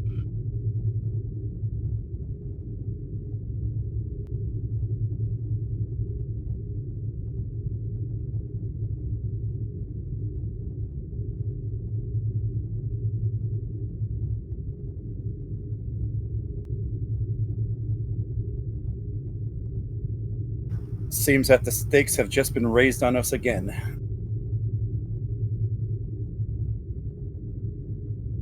Engineering to bridge.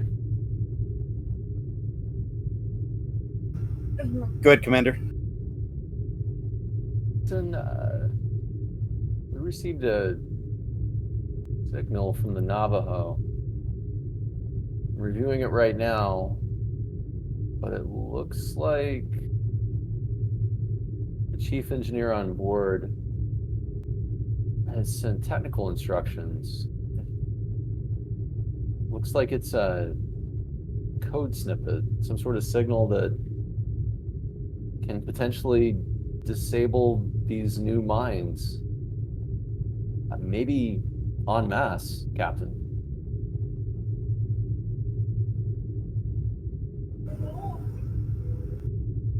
Get with Ricks and take Walden with you. Start work on it right away. Yes, sir.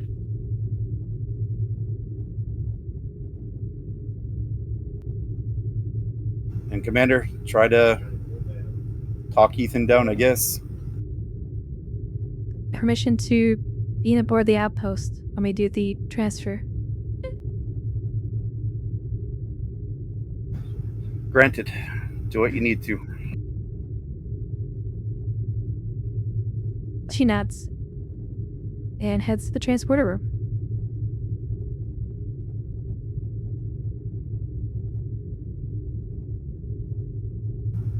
Right.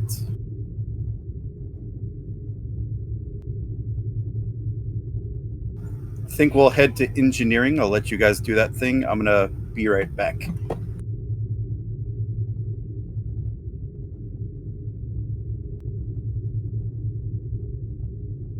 Well, gentlemen,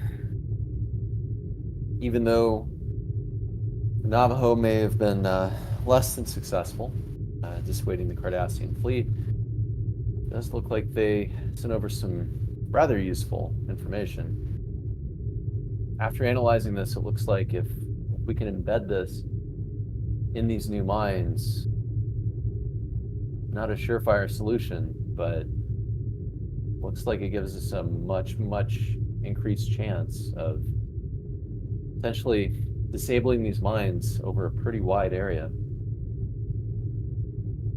What are the specifics exactly? Kane will pull up the transmission and then the code. Looks like we should be able to send the signal on wideband to be picked up by the mines. Once they're picked up by the mines, the code will embed some sort of subroutine in the mine's basic programming. Fundamentally, the command would order the mines to completely disarm and cease scanning for any ship activity. As long as we can get the signal out and make sure it embeds, it's a wideband signal. We can transmit it to many mines in the area.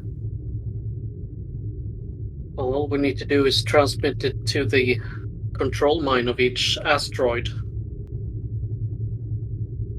And it will deliver the rest of the information to the other mines in itself. Unfortunately, they're not grouped in a local network, so we'll have to send the information one at a time to each control mine.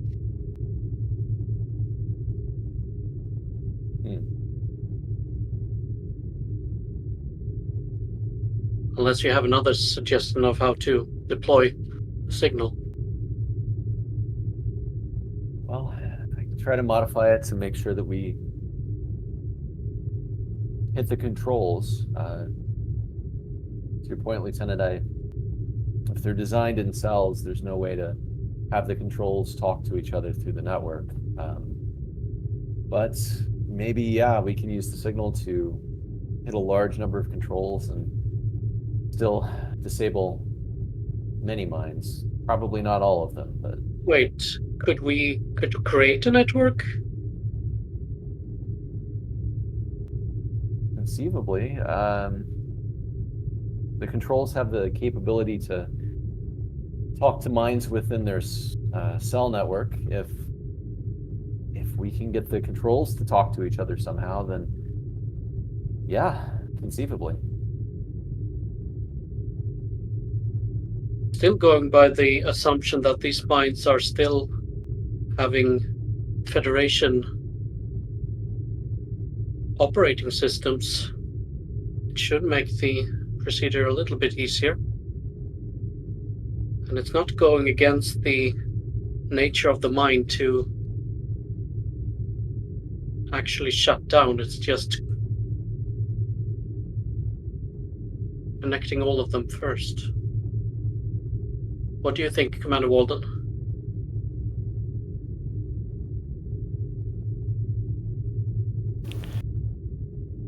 It's worth a shot. I don't see any other way we can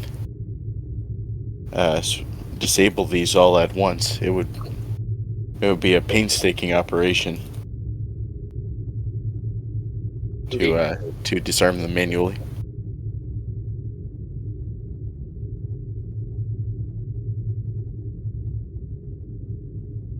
All right, we have a plan. Set up a network with all the control mines, and then upload the command we got from the Navajo. With some luck, that should do it.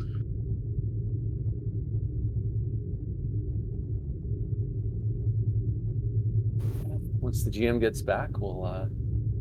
Oh, I'm back. Oh, hey. Yeah, GM, not sure how much you caught, but... yeah, since these are Federation mines, both the control and then the submines, we were wondering if, A, there might be a way to link the controls together to form a network, and then B, transmit this signal that we got from the Navajo, which would basically just be a shutdown signal. So instead of transmitting to a small number of control nodes, it would essentially transmit through most, if not all, of the control nodes.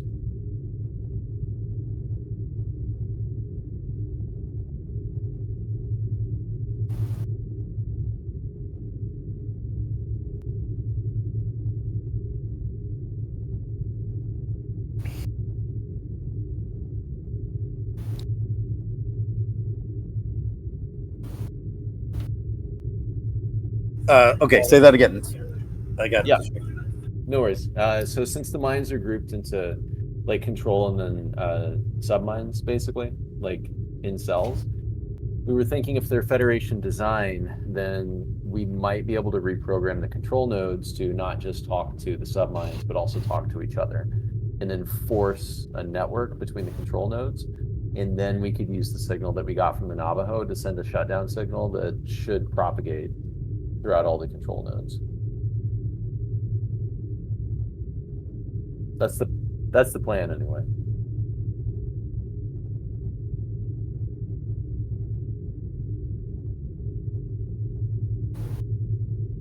right, that could probably work. In the meantime, we'll call you guys working on that. I'll come back and do your rolls. I think we are going to head to...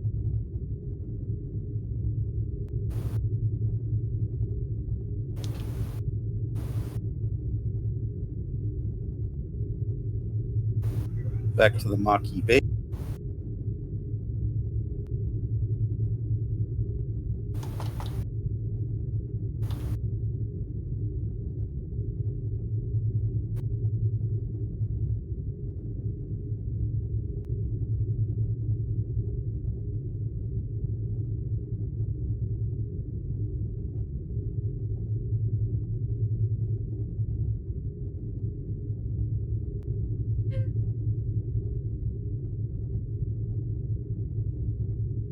Ethan, thank you for allowing me to beam aboard.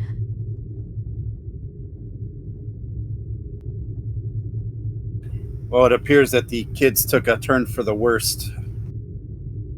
We don't have much time. We'll have them beam aboard, all with their families. We'll not have had the Artemis right away.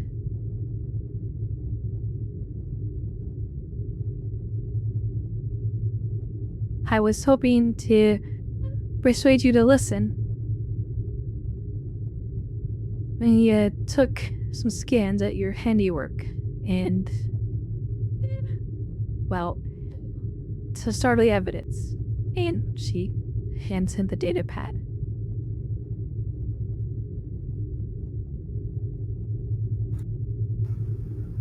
He'll look at it with his subordinate.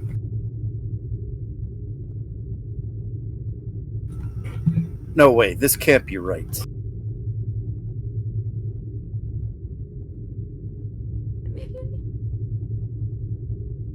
The Iris is equipped with very advanced sensors. I trust in them on this information, Ethan. This outpost is in grave danger. You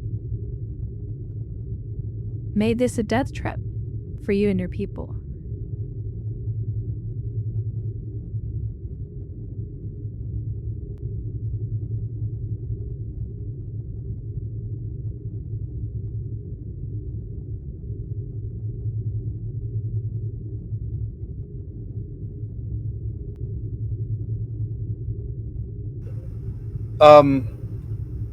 Since he has certain values that might work against you here, I'm going to make a presence command roll opposed, but this time you're going to set the difficulty for him.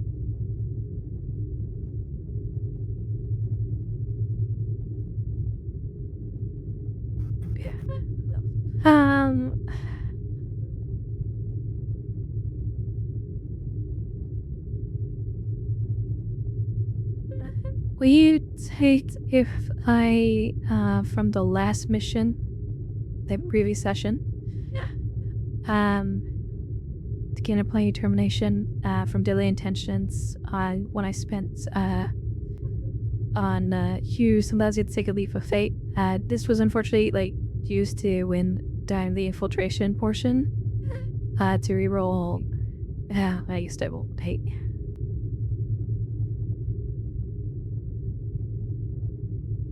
No. How does do determination spend on? Sometimes you have to take a leap of fate, trying to get him to trust me on this. Sure. And you take persuasion, 5 focus. Yeah.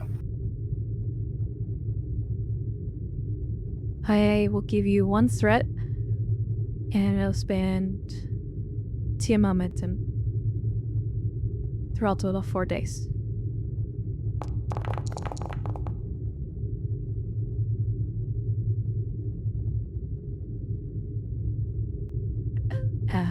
the way, not the extra one. They change it?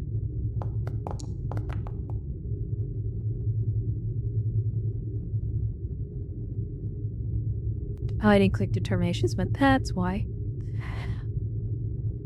Anyway, it's... that should be 6 no matter what, so... Okay.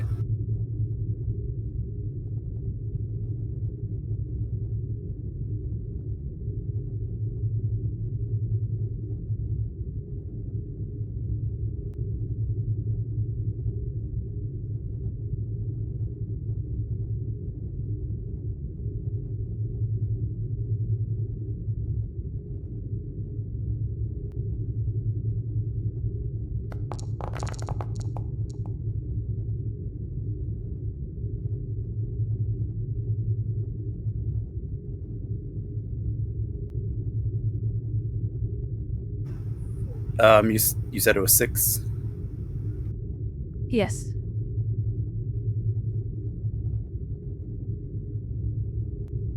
What's your command score? 5.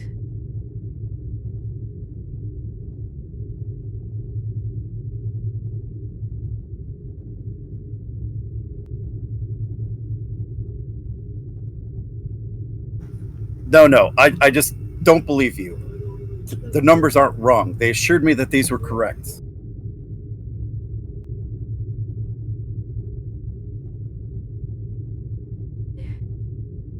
Sometimes people make mistakes. Taking 2 momentum from the roll? Yeah.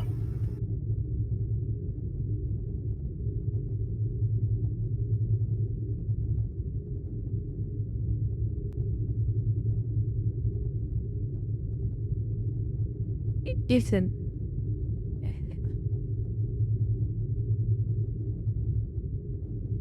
I know you don't want any more innocent lives to be suffered at the hands of the Cardassians.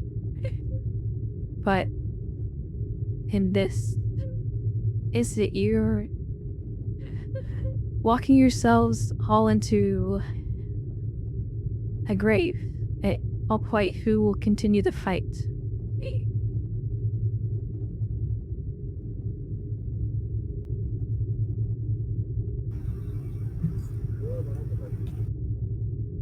No, this can't be true. And he goes to a computer and starts running the data. 1 sec.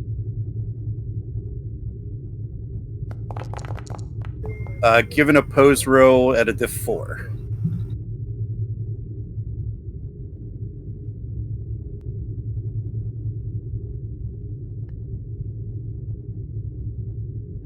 Persuasion for a focus? Yeah. Still presence? Yeah. Take a threat, spending 2 momentum.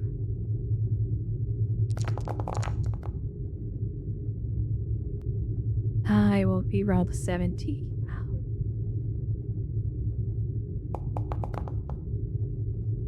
Oh, damn. Gain 1.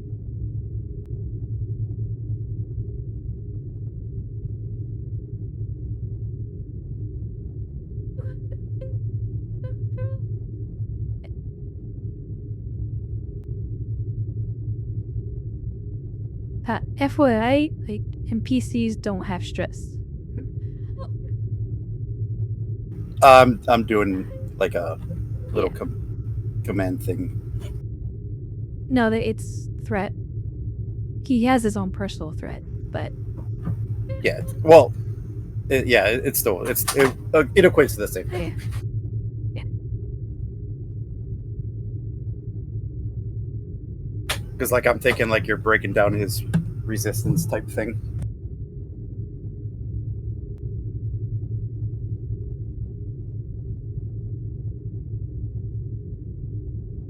You've deceived me before, pretending to be This one is of no- us. No, this has to be a trick. Even this is no deceit. I will not lie simply this, especially when there's a surmised being involved here. Do you want all these people to die by simple miscalculation?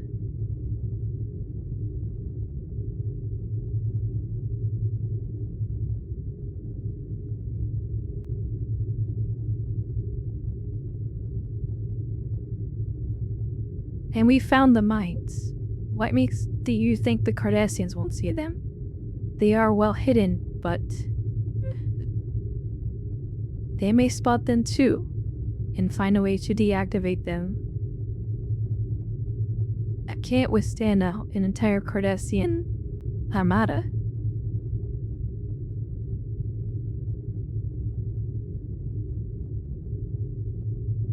It's time to stand down, Ethan.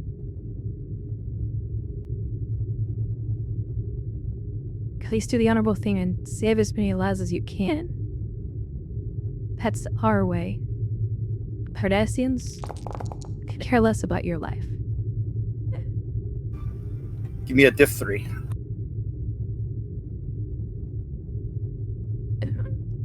One thread, 2 momentum.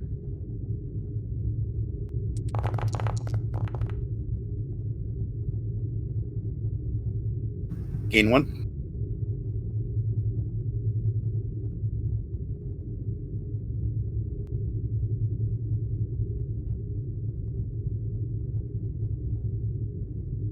And he just gives out a large defeatist sigh.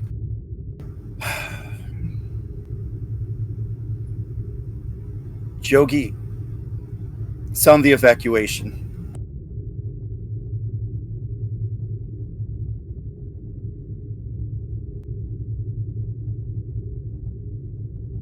The Artemis is willing to take whoever civilians wish to come with us. To a lot of people on here aboard. And from my recount, not a lot of starships.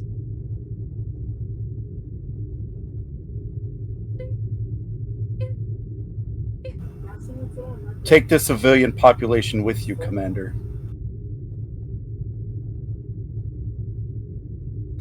You said you had room for all of them? We do. And any Maquis that wishes to give up the height.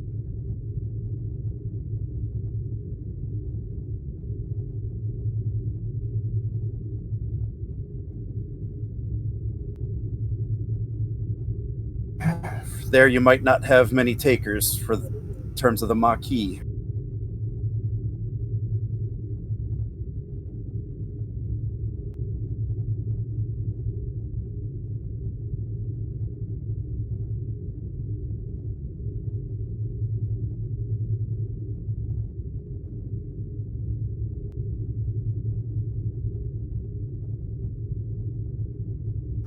She just nods, taps her comm badge. Cue to Artemis. Go ahead. Captain, I've negotiated with Ethan. He's allowing us to go civilian. He's allowing the civilians to be on board the Artemis. For care. We've negotiated a simple ceasefire for now.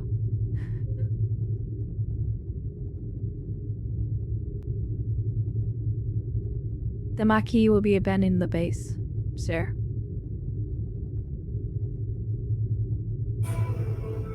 Well, that's good news, but I got some bad news for you. You might want to get back here quickly, Commander.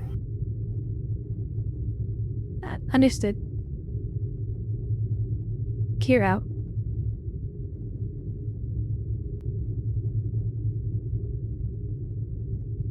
I have to ask Ethan, is there a way to deactivate the minefield?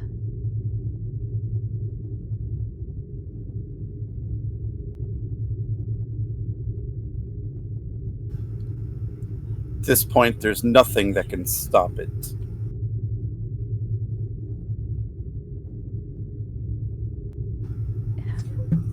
They might have chased us out of here, but I'll see it. I'm going to take a few of them down with us. I had to ask.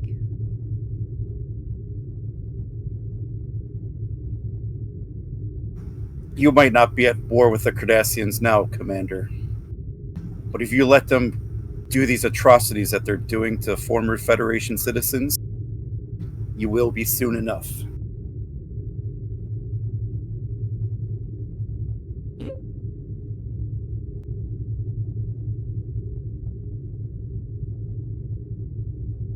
We all have a price to pay.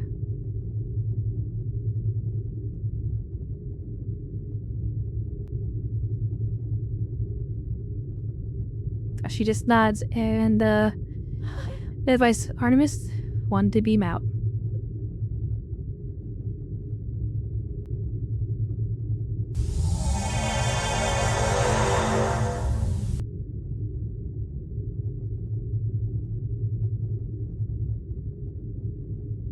We'll head back to Artemis Bridge. I assume the rest of you have probably gone back down to engineering.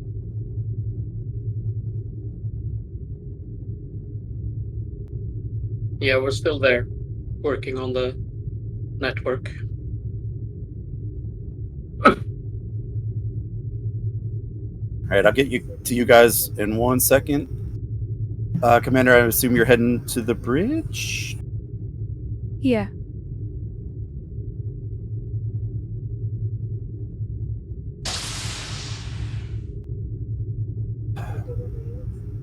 It appears that our friends on the Navajo did not have any luck dissuading the Cardassians. In fact, they picked up speed. Let's hope they boss enough time to get the civilians out.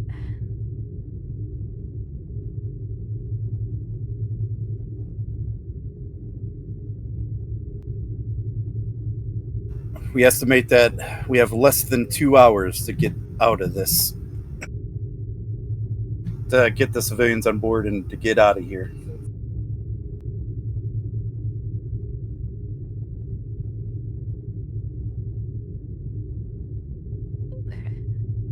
Should probably request engineering to double timing on the transporters activity.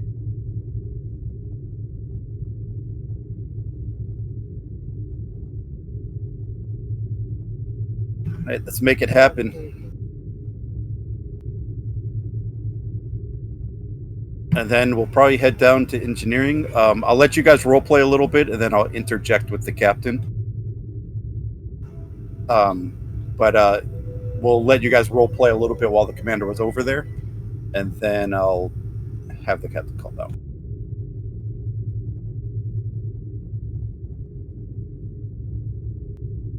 Cool. So, yeah, Kane will pull up the, I guess on one side, the transmission from the Navajo, outlining the signal structure and then the code for the subroutine. And then he'll pull up the schematics for the control node on the other side that Walden was able to get. So it seems like we should be able to modify these control nodes to not just communicate with the sub mines under their control, but if we can link them together between the control nodes, that should form a mesh network that would make it much easier to, well, for lack of a better way of saying it, infect the control node network and hopefully shut them all down. They would just transmit the code to each other and then update.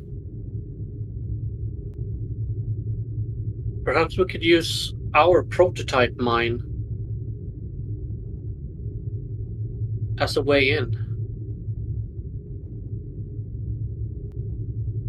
Unless they've completely updated the software that's on the mines, it should still be similar enough to be able to connect, in theory. Like a Trojan horse. I like it.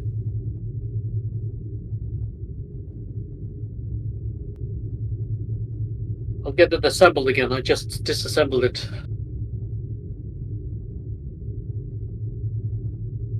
Are you just doing it for fun now, Lieutenant Rex? Yes, Assembling, Commander. disassembling? Always practice. Understood, Lieutenants. Well, once you get it ready to go, we can write up some quick code and wrap that, embed the subroutine in it, and essentially turn it into a virus. Use it as a Trojan horse and transmit it between the control nodes. I believe the Earth metaphor is Bob's your uncle. I'll take your word for it, Lieutenant.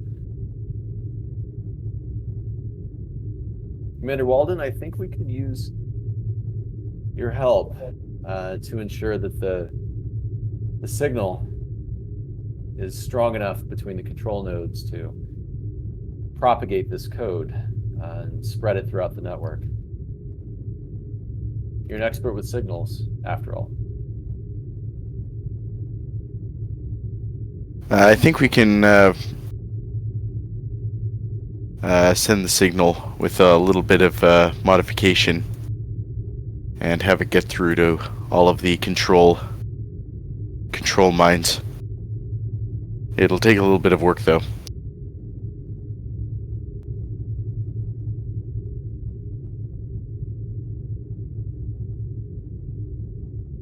All right. You'll look over to, let's see, it's logical system maintenance. No.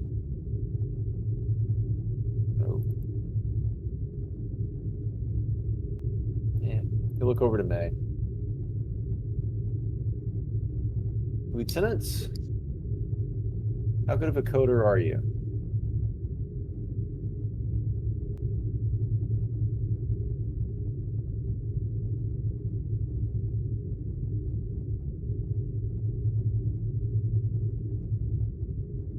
Whoever wants to roleplay May right now. Okay.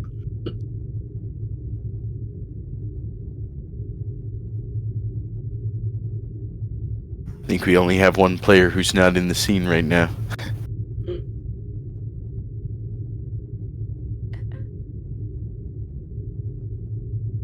I fared okay at the academy.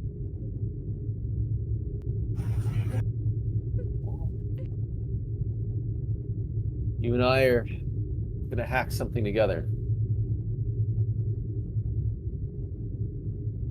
He'll walk over. He'll just begin explaining his idea.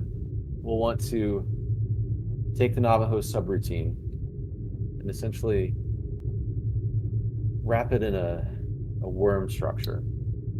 So it's going to automatically find the holes once we establish the network between the control nodes and exploit those ports in the control nodes and hopefully automatically infect and update everything else. Do you think you can code something like that? It doesn't have to be very good, just workable.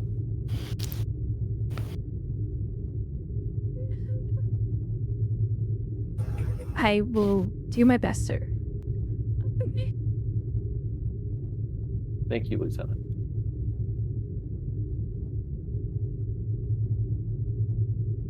All right, Rix. Once you've reassembled the mind, we're good to go. Good as new. Bridge to engineering. Engineering here. I don't want to rush you, Commander, but it appears our Cardassian friends have picked up speed. They're going to be here in about 2 hours. Got it, Bridge.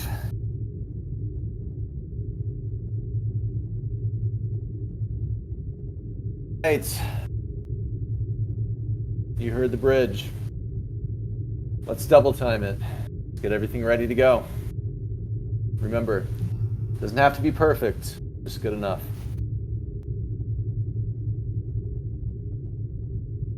The mine's ready to go. Okay, so I'm going to kind of explain. I have 2 tasks in mind here, and this is all going to take place in 9 intervals.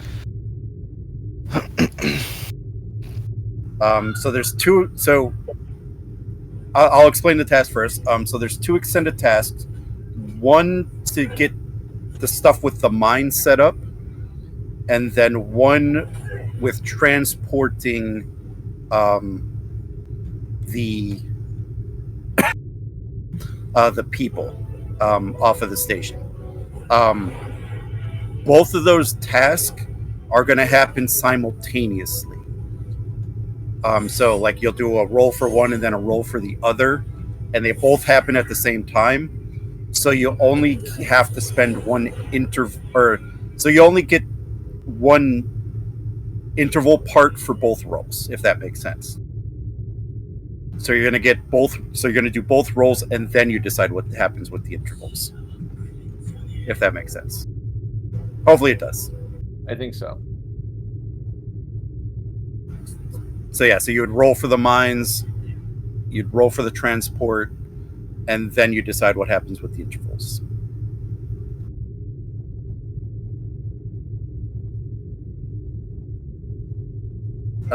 So yeah, you guys can do them in any order you'd like.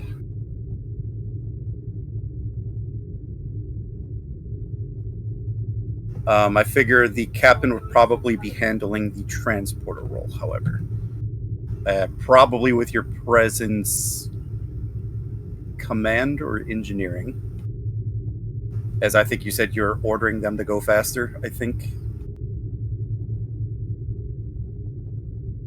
I'm the captain now? Sorry, Commander.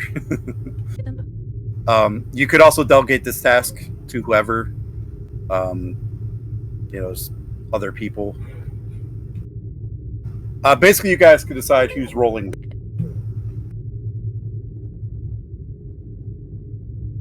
Help. The commander could assist somebody else to do it. However you guys decide.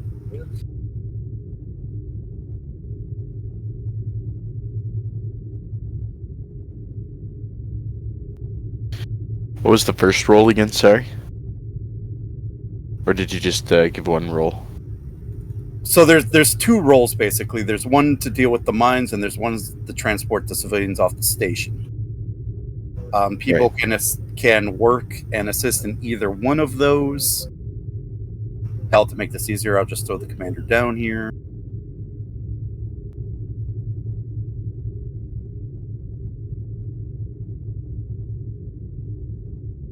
You could activate whoever you need to, if you still have activations.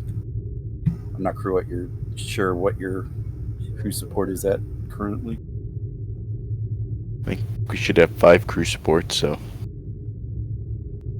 Well, it's active. You use some because they're deviated throughout the entire session, so you might not have all 5. I don't remember. Looks like we still have 3. Looks like you got 2 left, actually.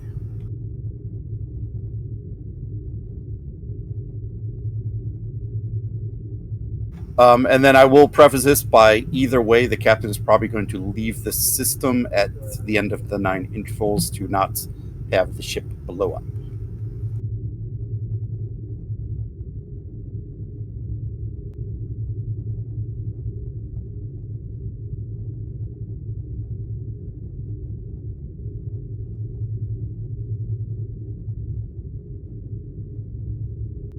So just let me know where you guys want to start.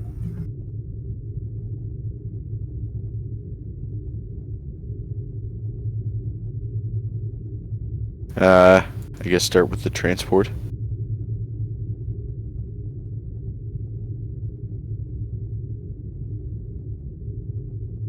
Yeah, I mean, I think we roll each interval, so yeah, let's go with transport. Has 9 intervals. That's really short. Yeah.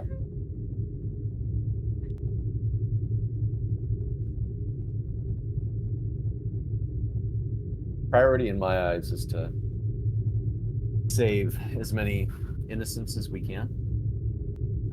I wouldn't consider the Maquis that choose to stay or the Cardassians en route to be particularly innocent, at least less valuable than children. So if we do a moment to spend a half the interval, does that count for both extended tasks? Yes, yeah, that was what I was. Yeah, that was what I was trying to relay. Is that both of these tasks happen at the same time? So you roll 1 for each, and then the interval ticks down. So, but technically, both tasks have 9 intervals themselves. I'm just combining it all to simplify in my brain. Gotcha. So we don't have to trade off between the two. Correct. They Cool. both they both happen at the same time. So as long as the crews are separate. I'm gonna activate Gardner. I see he has a focus and transport replicators for the assist role. And I'll just do it as an order. Again, yeah, ordering him to transport or kind of directing the civilians from the Artemis to locations where they need to go to. Okay.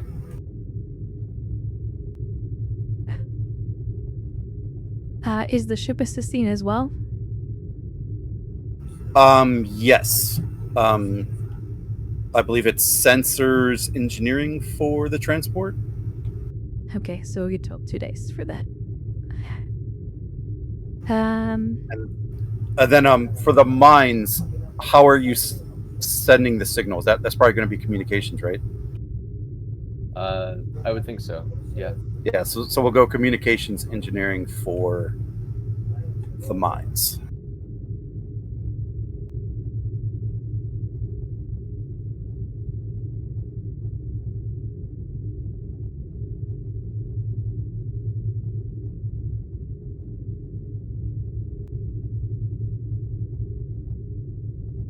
Cool. Let's do some work.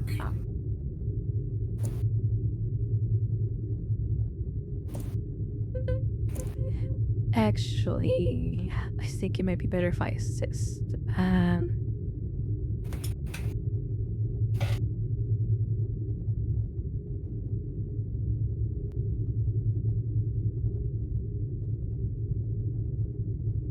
Taking Walden might be better.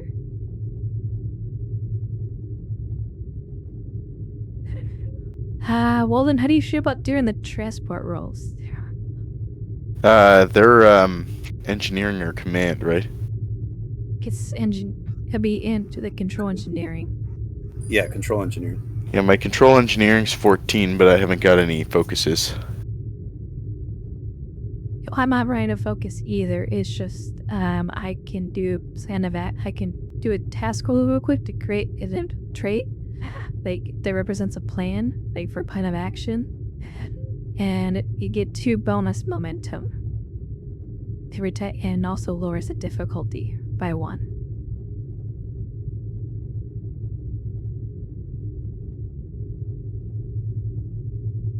Okay. Yeah, that makes sense to me. If the DM allows that.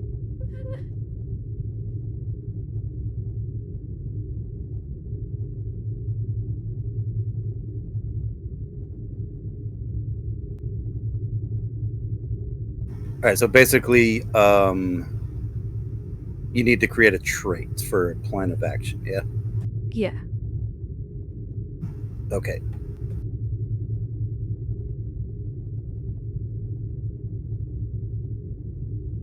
I'll let you do it, but it will probably cost an interval. And to spend 2 momentum. Create the trait. Yeah, that's fine. That'll allow. Alright. Do that then. Hey, it's a fair trait.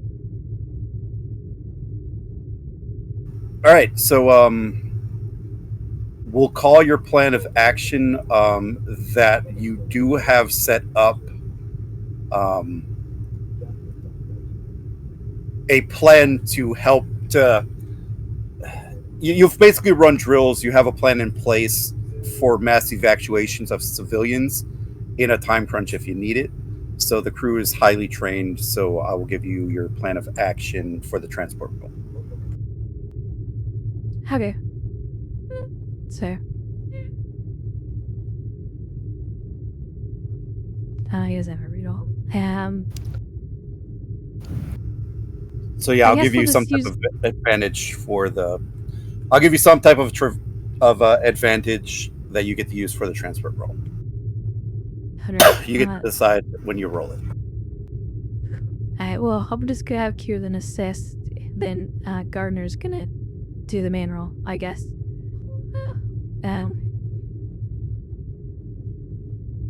So says control engineering. Yep.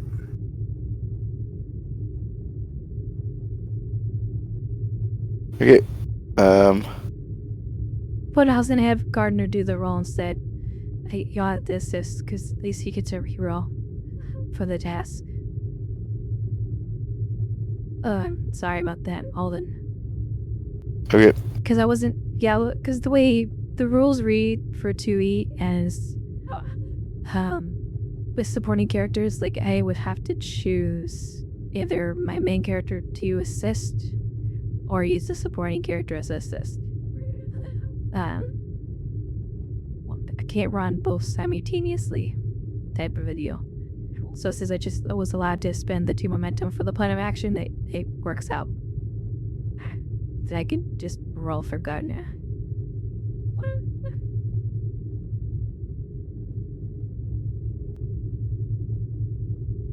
Yeah, Do you want me to roll for Gardner then? Yeah, or you can. Marie would be assisting. But yeah, you can do that if you want. It's up to you. Alright.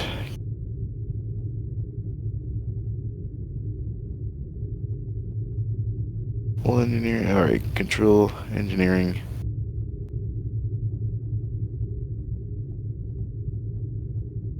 Take a threat. I guess take 2 threat and then spend a momentum. I'll do 4 dice, try and get some back. I don't imagine any of these focuses are particularly relevant. But he has transporters and replicators. This Yeah, is for that the... Oh, yeah, we're doing the transport. Sorry, I was thinking of the mines. Oh, did you guys ever give him something for his activation on the 18th?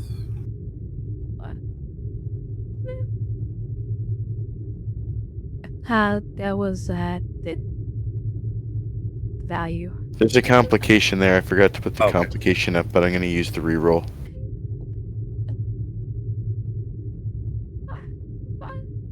Is there a comp rate increase? Oh, it's 2.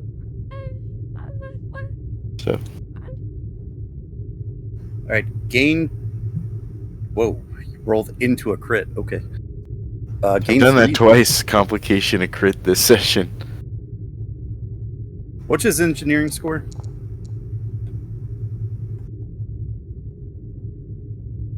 Hits 4.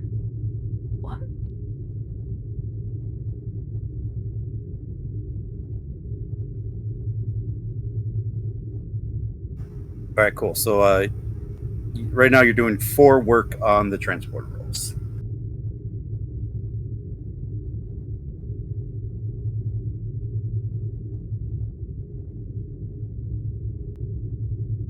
There's 2 bonus momentum from it, so I could go for it. It's diff 2, right? For this, so we gained 4 momentum. It's diff 3. Right, but plan of action lowers the diff by 1. Oh, right. Yeah. Yep.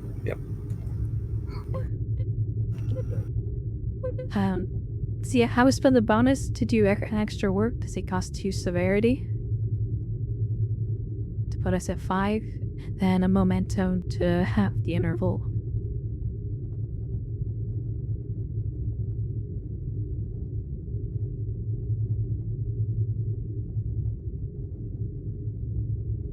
Right. If that one's set, then we got the mine one.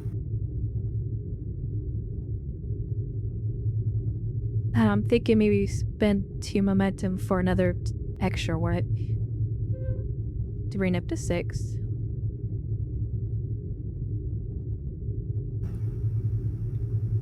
It's up to you. Let me know if you spend it. I think we should.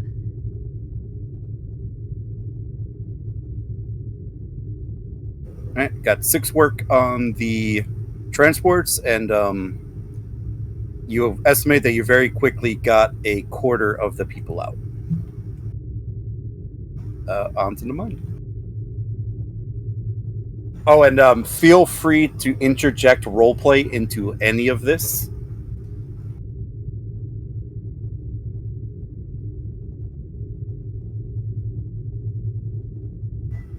Yeah, we got the mine now. What did I say that roll was? This is probably going to be daring or control engineering. Assisted by... Oh, the transport you never rolled for the ship. You get sensors. That's right. Engineering. Sorry.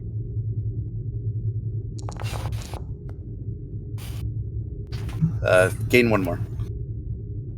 Heck, yeah. Okay. Yeah.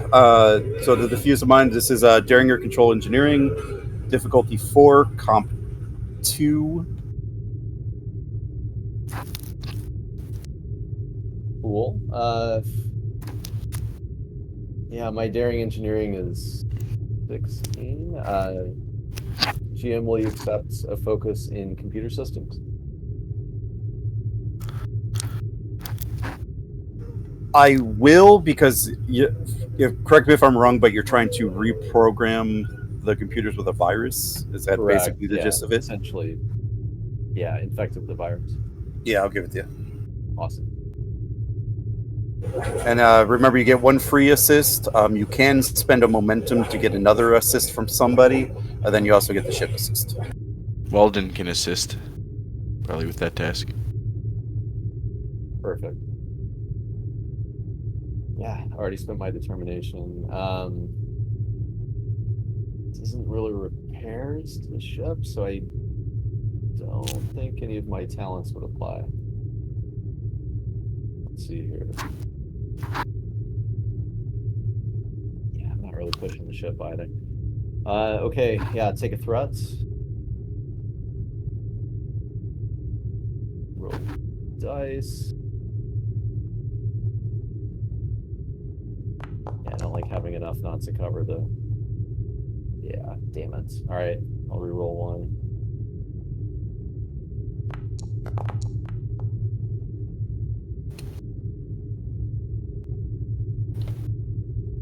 All right, we just need the ship. Whoever wants to assist. And remember, spending a momentum to get another assist is an option. Gotcha. So we have 3, and then... And you still got the ship, yeah. Yep, 1 ship die. Does the ship automatically get a focus, or no? Yes. Awesome. Ha! Nice. Ship doing overtime today. Gain 1. Your engineering is 5, correct? Correct. And then there is a resistance of 1, so right now you're doing 4 work. Okay. So if I spend a momentum to lower the resistance by 1, that would be 5 work. So piercing is not a thing in these. You'd have to spend 2 momentum to do an extra work. Gotcha. Okay. I don't know why that just went through. I clicked on it. You have to assume a theory. Oh, okay. So you get a free dice. So Sure, at least you should. Scientific. Yeah. Awesome. GM, would you allow a roll? I'll just take away the threat you gave me. Okay. Awesome. Oh, well, you won't get to reroll, so like, he would need to have spent that threat to get that reroll. Oh, that's true. So yeah. You could just give another extra threat and roll another dice.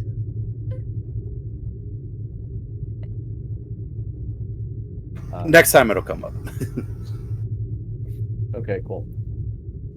Yeah, guys, I am not good at extended tasks. So without piercing, could I do more work with momentum? You don't. Yeah, it'll cost 2. Oh, here. Sorry, you were How's gonna it say you can't do pierce anymore as a momentum spend. It's just you just spend 2 momentum for extra work. Okay. You gain piercing through talents or creating traits. Gotcha. Okay, so it's 2 momentum for extra work then. Yeah. Just 1. Okay. Honestly, I don't think that trade-off is worth it at this point. Maybe it is, but we're still early, so would be nice to reserve the momentum to break the difficulty threshold. So yeah, I mean, I'm inclined to just kind of leave it and then maybe next round push. All right, and for the transporter roll, you already spent to decrease the intervals. Yes.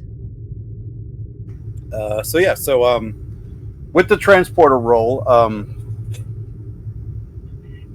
you start beaming a lot of people through, and you got a lot of people that were huddled around in groups. But now you're trying to start getting people that are a little bit more spread out. So for your next roll, I'm going to increase the resistance by 1.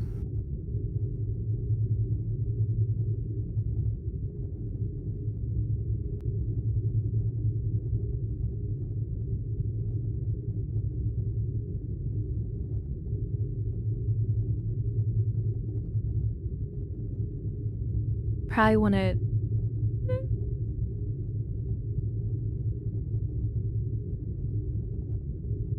It's kind of early.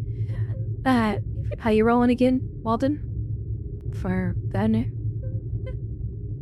Yep, I'll take a crack.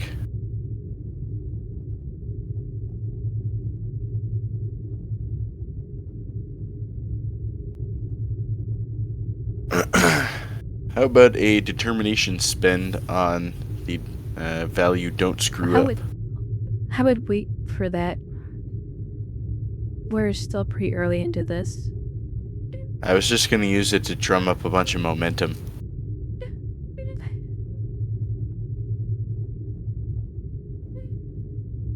What should we save it for? I don't know how extended attacks work in the new edition. Because he only did, right now he's in a D 3 work.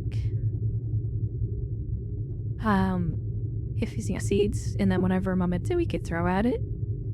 But and we have 8 intervals left. Yeah.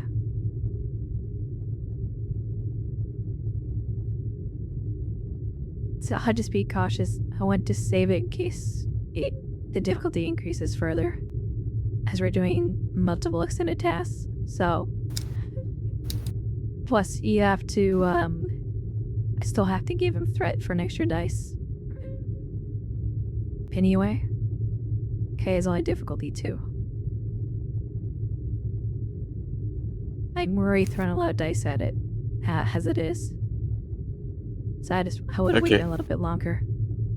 Well, I will spend both our momentum and a threat for 4 dice.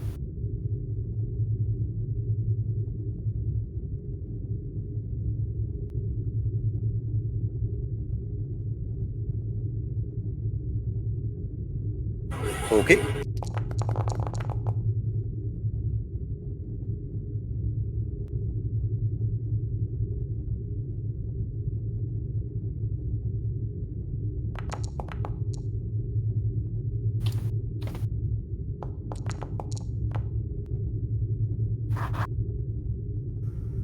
Wow.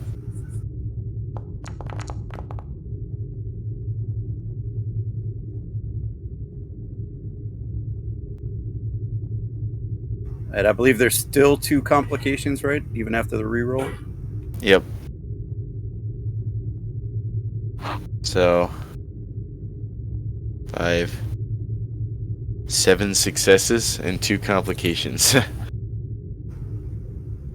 You're using your advantage to lower difficulty, eh? Yeah. I think so, yeah. Alright, so you gain 5 off of that.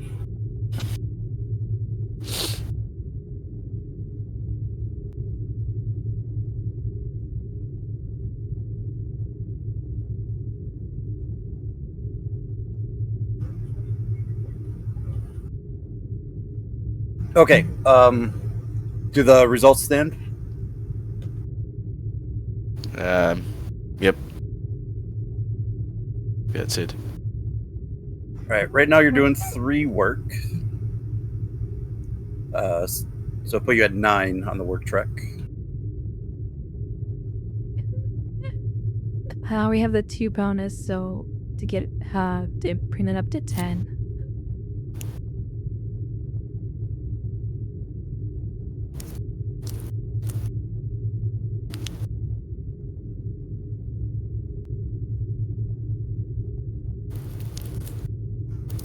All right. 2 complications now. I got to think what they do.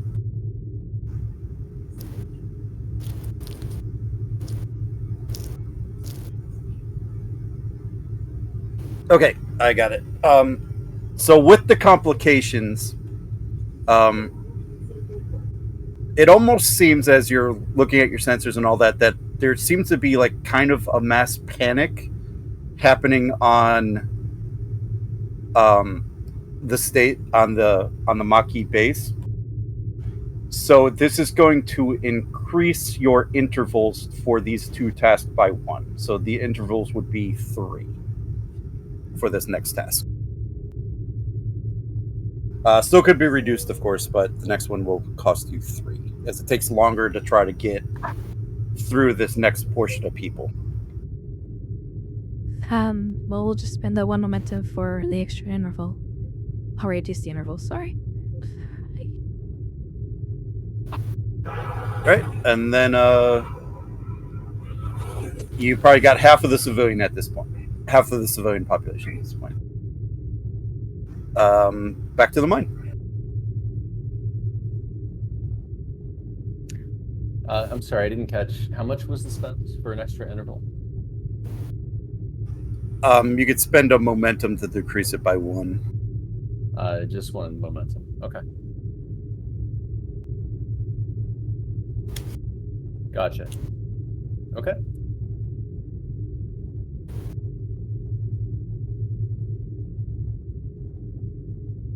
Ready.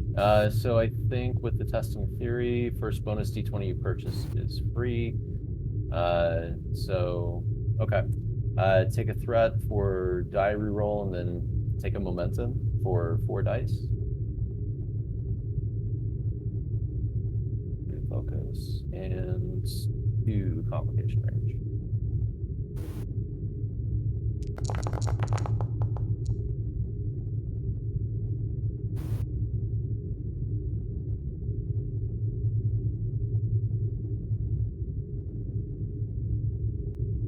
Nice. I will roll the assist again. In my character sheet. Dear God, 7 successes. What is this madness? I will certainly take that. There we go. Control engineering.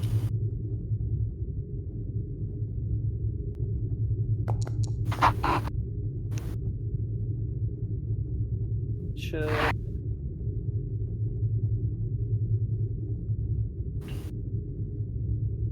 Then just need the ship.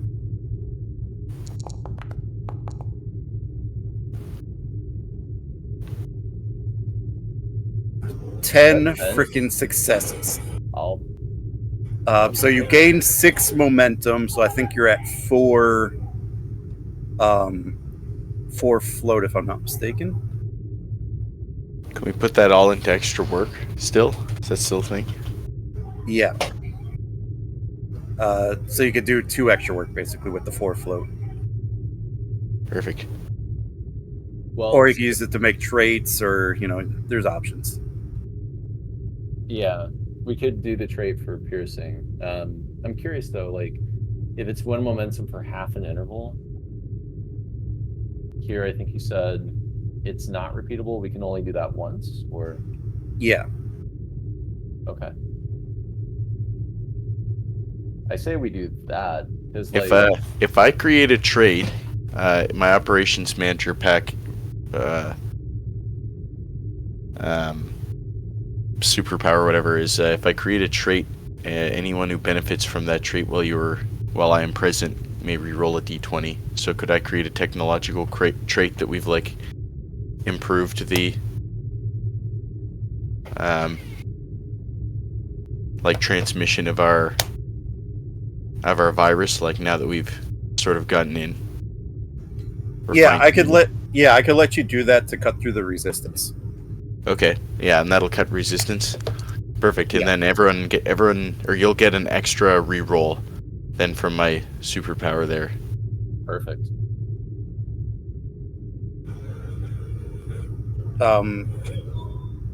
So what do you? So are you using that with the float or the 2 momentum?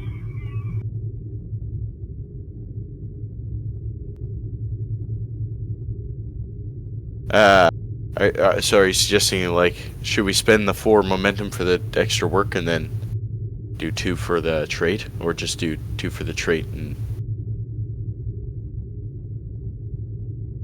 I mean, it makes we got to get the resistance down for sure. So yeah. Well, so if we do 2 for the trait, that is effectively piercing, and then we get to reroll the d20, and then so that would be we'd have 2 float after that, I think, and then if we put the float into work, how much work would that be? It'd be 1 more, so you'd be at 9. No, actually, it'd be 10 because I think because the resistance would. I'm just trying to think of when this happens. When the trade would happen after it, so it would be for the next roll. For next round. Yeah. So you'd be at 9. With that. Okay. Would the float carry over to the transport? Well, that would be spending all the float. 2 to create the advantage, and then 2 more for the extra work. Gotcha. And then you can spend 2 more to put it at 10. Gotcha. Or you can hold on to the moment. That's really what I'm asking: is, are you still wanting to do 2 work, or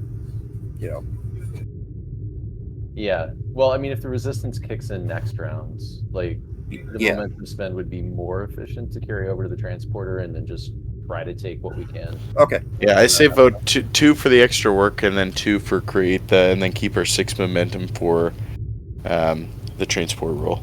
That's my thinking too. Yeah. Okay.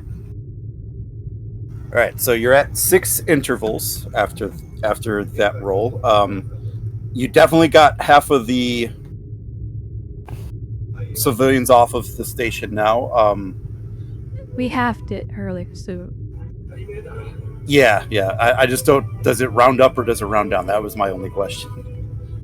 Because the intervals were 3, so well. How does it? I thought that was for this round. I thought this was for this task. That was gonna take us longer to do.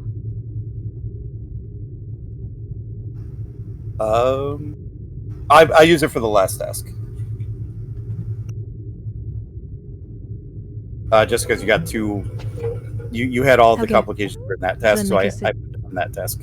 Okay, then took 10 intervals then, I guess.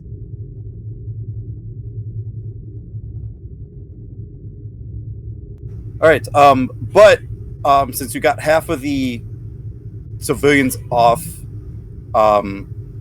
the rest of them are a lot more organized, so I'm going to reduce your difficulty on the transport rolls permanently by 1. So the base difficulty for the transport rolls is now 2. Okay, so diff 1. How much work do we have left on it? 10. With the determination to spend. Yeah. Well, you can also spend your determination to temporarily gain a talent, too. Like, you don't have to spend What talent was like? What talent should I gain? Because I was going to spend it on dice, get a crazy amount of momentum, and then just fire all that bonus momentum into extra work and kill the task this turn. But you could do Nick of Time, which increases the impact by 1. Sure. So you would do an extra work that way too. So can I do that spend now then? Like before I roll the task? Yeah, you'd have to spend the determination before you roll. Okay, so I will give myself nick of time then. I didn't know you could do that now. Maybe I should read up on this again. And that'll be determination spin.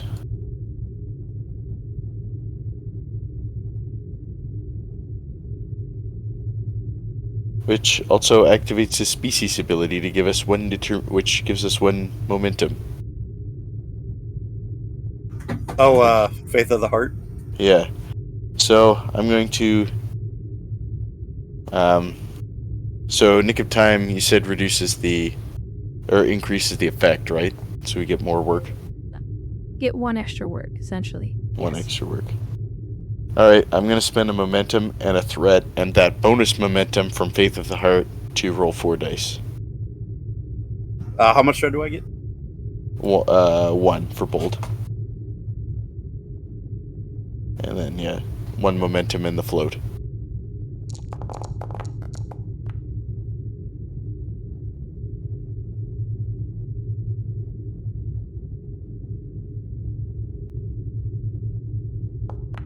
And the assists, I guess.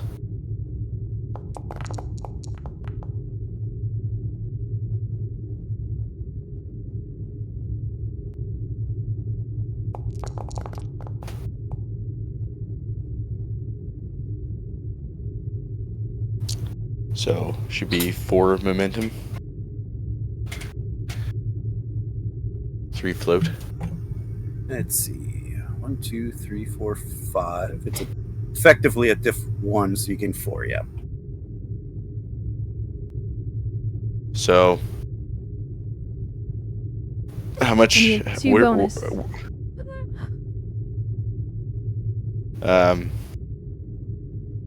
There should be 1 bonus. Or 3 bonus, sorry. Because I used a Yeah. float, too, for that last spin.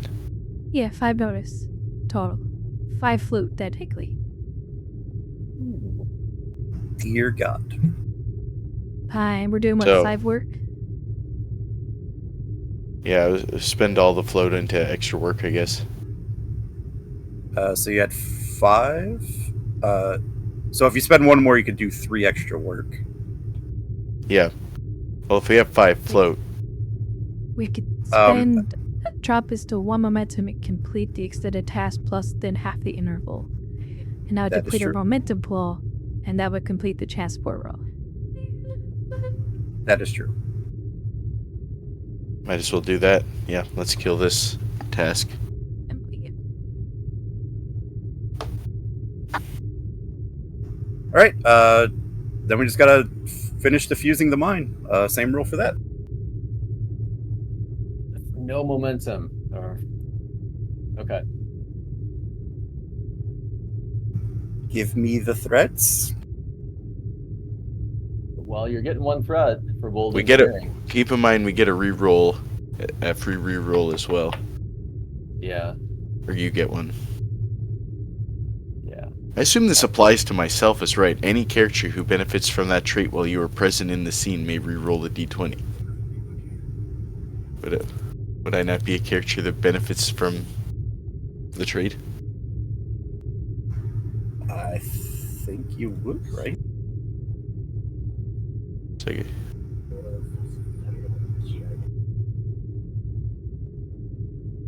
If you benefit from the trait, yeah. Yeah. Makes sense to me.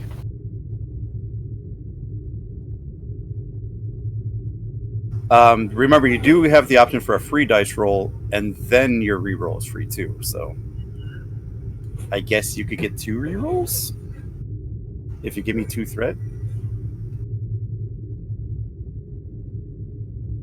Yeah, I guess. So that's, You know, you'd roll 4 dice, and then you get 2 rerolls. very nervous about giving out an insane amount of threat, but honestly, if we can make quick work of this. You also Yeah. have testing a theory, so your first extra dice is free. I think Yeah, that's what I was that's where saying. Like, it comes Oh, from. like yeah. the first one would be free, and then Yeah. if he gives me 2 threat, he gets a second dice, so he rolls 4, and then he gets 2 rerolls. for the bold engineering and for your superpower. Let's do it. Take the threats. We'll roll it. Definitely re-rolling that complication. Well, you also have a miss, so you can re-roll 2. Let's see. Yeah, screw it. Yep, just meant to hit 1 there. I'll take the first one.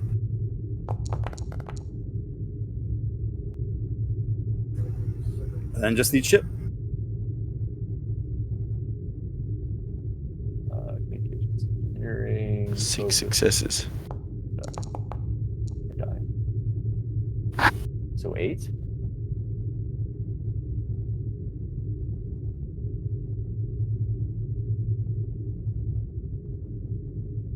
Might be able to crush this task as well. Yep. 8, so you gain 4.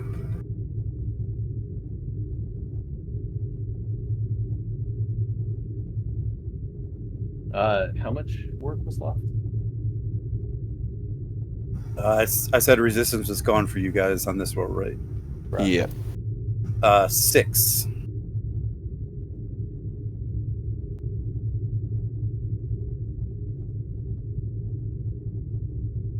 That's after the work we're currently doing?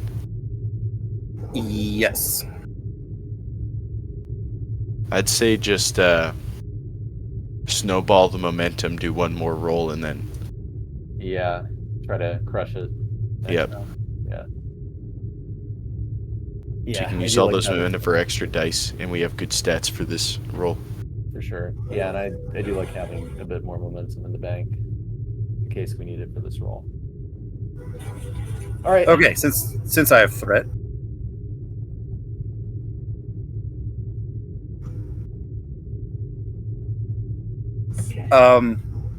As you guys are starting to get started to work on the programming on the mines further and further away, with the range and the interference from the Badlands and all that stuff, the difficulty is going to increase to 5, and the complication range is going to increase to 3.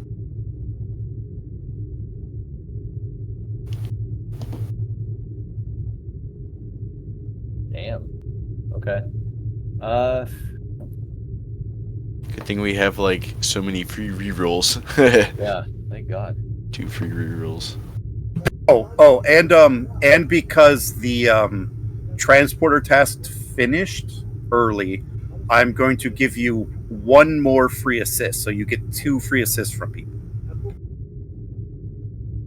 as the resources start freeing up. All right. Awesome. Gardner can probably also Hop assist. on over. Yeah. Now remember, you could spend more momentum to get more assists. So like you could have risk assist, you could have cure assist. Okay. Yeah, might have to. Like you have all these resources, and people, you could use them. Okay. Yeah, so I'll do the same things last time. 2 threats for 4 dice. We'll get 2 rerolls out of that. Let's see where that goes.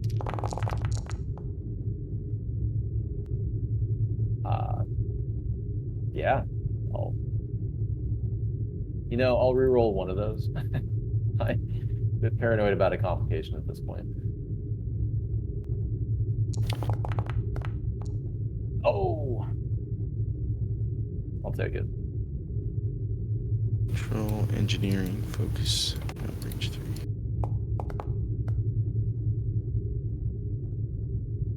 And shut. Communications engineering.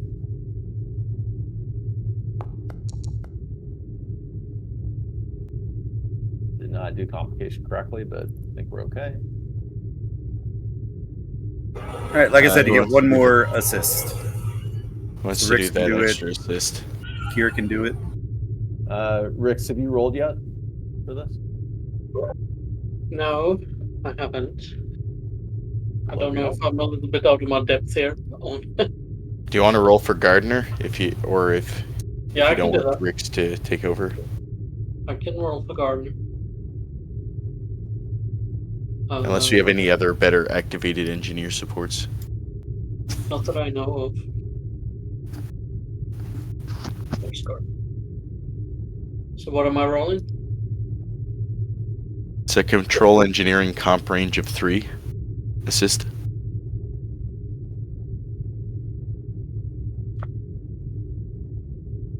With focus, right? I don't know if Gardner has a system. Has a What is focus. he? Let me see. No, Gardner would not have a focus. Okay. Rolling. Rolling good. Nice.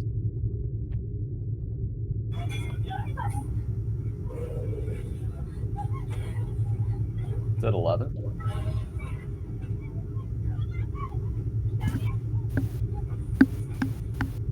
Kane, did you re-roll another success? I did, yes. Okay. No, like because all of your dice up there had successes already. Oh, okay. Well, yeah. Because your target's 16 and you rolled a 16. I felt lucky. I was going for the credit. 6. Gotcha. 6, 7, 9, 10. 10. Gain 5. No complications. Not as clean as I was trying. I tried for him. I mean, at this point, we could just finish it, right? Yeah, exactly. Yeah, let's just finish it.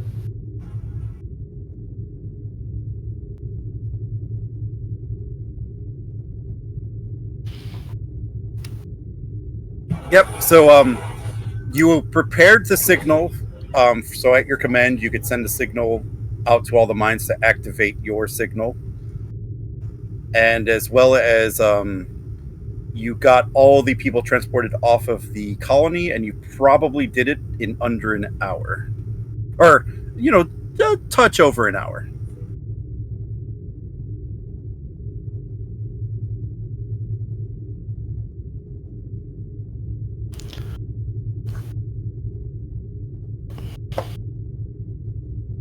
And we'll say, well, Commander, everything's ready to go on your signal.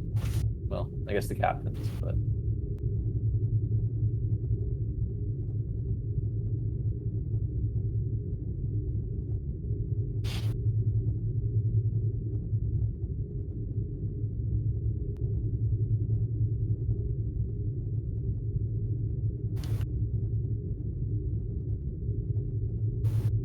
Good work, everyone. Lieutenant Ricks, coordinate with medical to make sure the civilians are put into proper areas and away from key sectors of the ship. Aye, sir. I will coordinate with the security teams.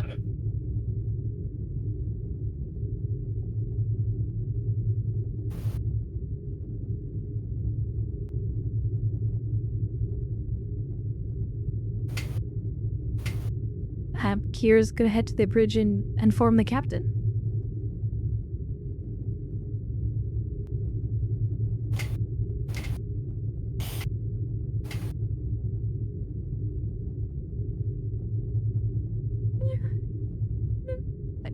Captain, we've beamed all the civilians and they prepared to interject the mines with the code to deactivate them. Very good. Helm, set a course out of here. Once we clear the minefield, go ahead and activate the signal.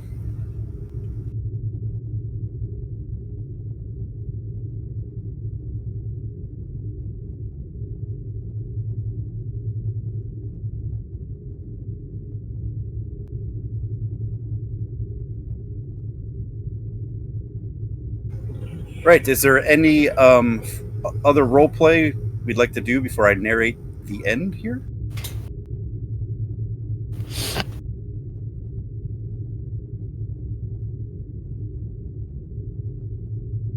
Nothing from me.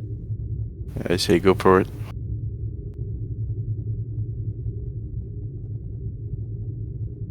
All right. So the Artemis slowly leaves the asteroid field. and they get to the end where they get to the exit of the asteroid field where the signal to the mines are sent. A few moments later, the Cardassian ships get to the edge of the system where they are on your sensors.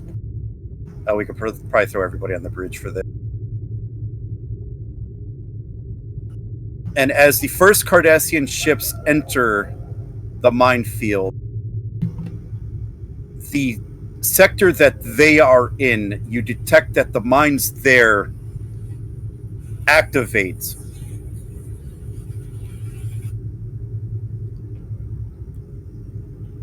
Destroying several Cardassian ships and severely damaging another one. However, the rest of the minefield does not go up.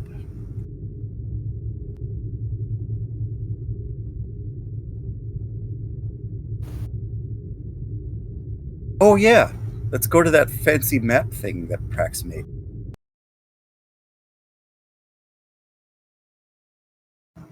This is what you read on your sensors.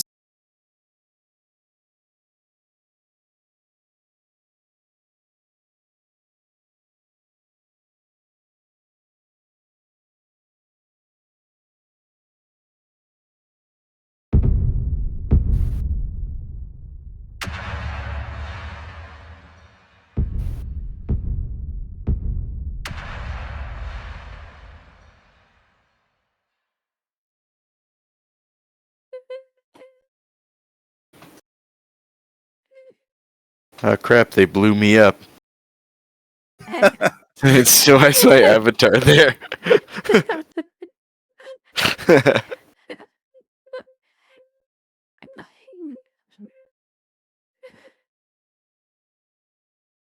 So just that one cluster blows up, but the rest of the system has not.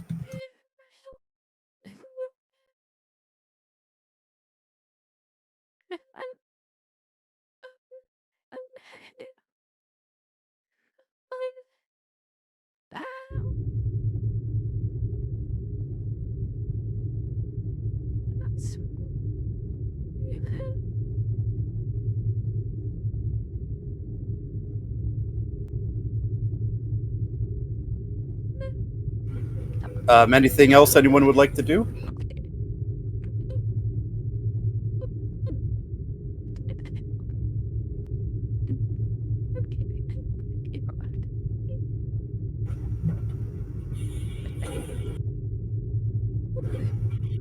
Kira, you trying to talk, or is it just being weird? Oh, sorry. My mic was unmuted anyway.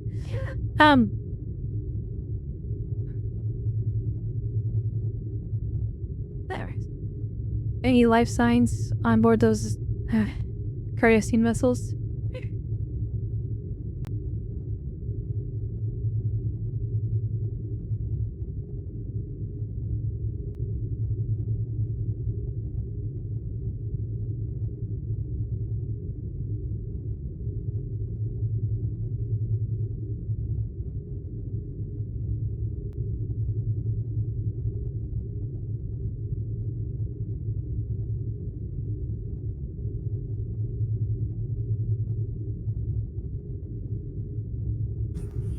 There you go, Walden. I sent you something.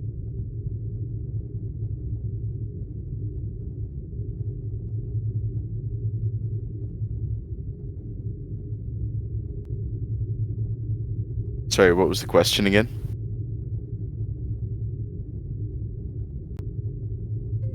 Any life signs on those Cardassian vessels? Captain, I'm detecting, or Commander, I'm detecting life signs, but the Navajo is nearby and seems to be responding.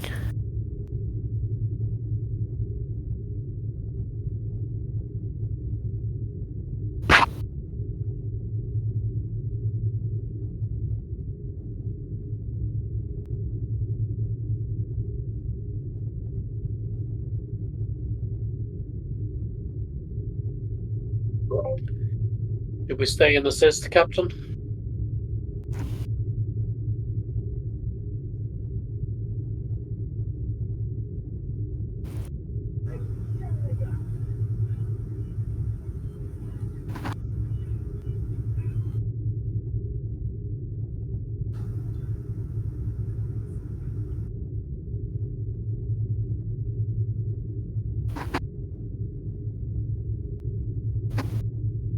I'm just conferring with the other GM really quick.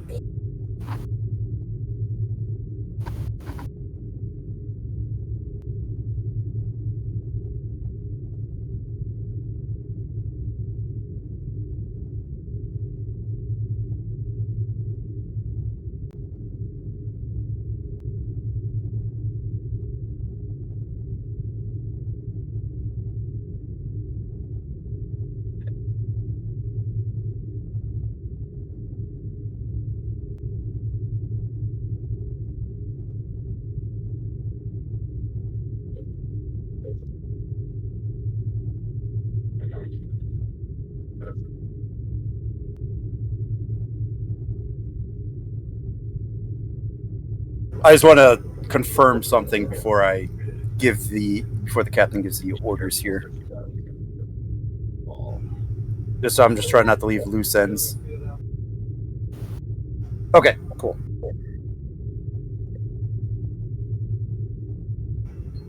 I think we're currently at all the capacity we could hold. I think with the combination of the Navajo and the rest of the Cardassian ships, I think they can handle that. I think we got to get the civilians to safety here.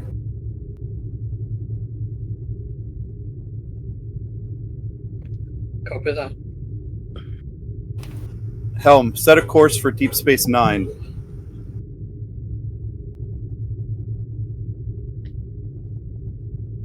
Hi, sir. And I think with that, we'll call that the end of Best Laid Plans.